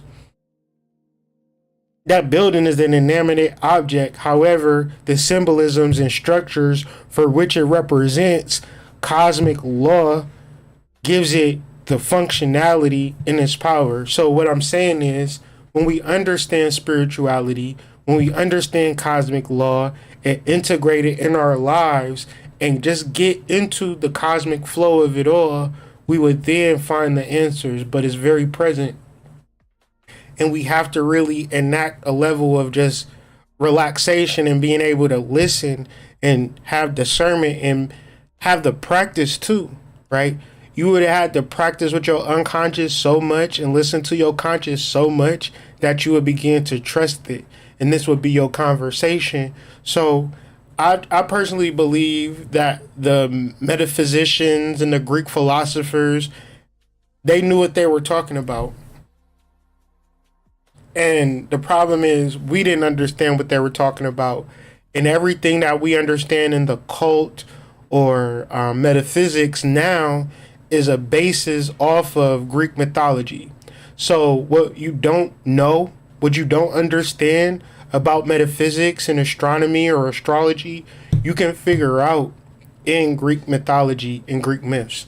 So all of this to say, Venus sextile Jupiter is a different type of energy because Jupiter is like behind. It's still in this Pisces ending of a cycle, ending of like Jupiter usually spends a year in each sign. So when you're dealing with time, you're also dealing with the endings and beginnings of cycles. So this is an end of a particular year-long cycle in Pisces where in this past year, you have seen a version of your partner that you never seen before. In this past year, you've seen a version of life that you haven't seen before. You've seen what you're able to accomplish, and you've been at your depths, your lows. You've been in Pisces energy. And Pisces is much more to do with shadow. It's much more to do with lessons and evaluations and results. So this has been, it's not like 2023. It's been a conglomeration of 2022 and 2023. The entire time that Jupiter has been in Pisces. Now it is moving out of this energy. So it's moving into Aries energy. So now we have a sextile to Venus, which is at the end of Taurus, moving into Gemini. And this is all sidereal signs. It's all dealing with the constellational placements. Now, Venus in Gemini is very interesting because Gemini seems to not like no planets whatsoever. Like, it's never a point, like, I don't know many planets that's really exalted or works well in Gemini or puts it in a space where it's easily understandable and digestible because it's built upon dualistic themes and natures. So what I mean is all signs in Gemini present a heavenly and an earthly version that we have to experience. So for me, I've experienced a lot of the darkness early in life. And so what empowers me, because I know like I've experienced so much darkness that only positive things can happen to me. So whatever darkness I do experience, I embrace it, I understand it, I journal it, I process it. But at the same time, I experience the positive and I'm grateful for the positive because I also know that in all things, there's light and there's dark. So Venus sextile in this, and if we have this understanding, we are easily to make intentions, declarations, and really move forward with the knowing of like, yeah, the world may be fucked up, life may be fucked up, but whatever, even if it's not, whatever people say, however people feel, they have their right to feel that way. But what does my spirit say to me? Like when you're doing this work, and this is the hardest thing, but this is the best thing. When you're doing this work, you are doing this work. So that means that if you're doing this work and your intuition is raised and you're listening to your intuition and you're doing this work and you're feeling good and you're benefiting from it, and the person that loves you and cares about you is not doing this work and they're suffering, you can tell them, hey, I'm doing this work, but they ultimately have that choice to make it. So Venus and Gemini can present those types of situations where people around you might be struggling, suffering, and you might want to help them because you love them. But the reality is, loving a person is not going to help a person. Person really have to want to help themselves. So hopefully you're able to just kind of fixate and focus in the betterment version of you and dealing with the duality and dichotomy of life. But in reference to the sextile, what energy and effort are you picking to really understand this past year, right? Like, it's one thing to feel, and how you feel about life, it really translates to the world. It's how you talk to people, it's how you understand shit, it's how you manifest, and really how you feel is really blocking you from understanding. And once you understand, you're able to move in the energy. So I'm really urging you and really hoping that people really urge to understand their emotions, understand their feelings, so they can bypass this shit. This is why Jupiter is in Pisces, bringing up all of this energy. And a lot of people are having epiphanies, but at the same time, you know, like I said, I'm real way past what a person have to say. That's why I'm gonna do these review videos and I'm gonna be real savage about it, because it's like motherfuckers been talking this whole entire time, right? Saying what motherfuckers think that you need to hear, what you might want to hear, but when it comes to the actions, it's hard to see. So as Jupiter moves into Aries, as Venus moves into Gemini, look for expansion to be really centered and fixated on the things that you do. And if you got a person in your life that listens to you, wants to work with you, wants to help you, that person is from the spirit. That's a spiritual thing.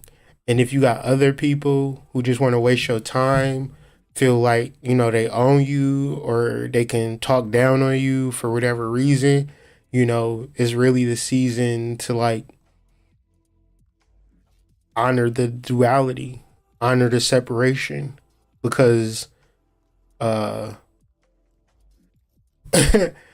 you the overall final judge of your life. So what does a sextile mean? A sextile represents a planet's concepts and ideas that collaborate and work well together, right? So if you're able to work well together with your past, with your energy, if you're able to work well with the duality, like, life is never over. Every day is presented with challenges, overcoming them challenges, integrating people in your everyday.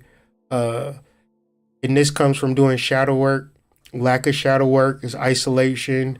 The integration of the shadow is being able to perceive, discern, and be the initiator sometimes. Jupiter moving into Aries, a lot of initiation, a lot of people starting things, creating things that will last in the future. So it's people out there, like I said earlier, it's relationships out there that will benefit you, right? But if you don't do shadow work, you have a low value of yourself. You're going to attract people who have a low value of themselves, right? That's how it works. When you do shadow work, you raise your energy, you raise the value of yourself, and you raise the quality of your relationships. We're understanding cycles, we're understanding the beginning of a lot of things. So if you can understand the beginning of a lot of things, you can start to realize that the relationships that you need to succeed are now in play. The people that you need to succeed are now in play.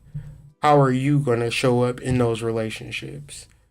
how are you going to show up in these new changing times? And if you don't feel these changing times, you are probably out of balance when it comes to physical things. And so learning how to balance physical things with spiritual things and being mindful of it, I think ritual is going to be one of the most powerful things you can do this week, because that literally shows the balance of physical and spiritual. And you can't even spell spiritual without ritual. So with that being said, man, I hope y'all really enjoyed this video, took notes. Like I said, I wanted to really do more of an educational style video and really studying these planetary aspects, because I feel like, I'll be clowning a lot, and I'm gonna continue to clown. I'm gonna continue to do reaction videos, but at the same time, I'm gonna get real serious with the study of astrology, study of occult, study of mycology, and just learn and apply, share, and just continue to grow spiritually and develop spiritually. If you guys are on Instagram, follow me on Instagram at the Hood Mystic.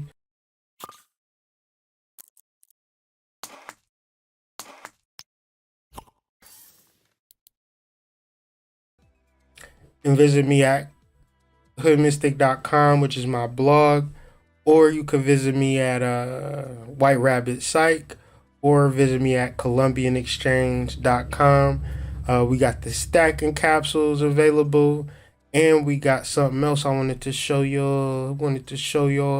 We got the Stamina Stacks microdose capsules available at White Rabbit Psych. This is a capsule with 100 milligrams of psilocybin, niacin, and lion's mane all in one capsule. If y'all was watching that one video that I did, my last video where we reviewed the mycology, that just really gave me an idea, put a battery in my back to create something, and just to help people who afraid of like overdosing, right? Because 100 milligrams of psilocybin, unless you like a baby, you would never trip off of that amount.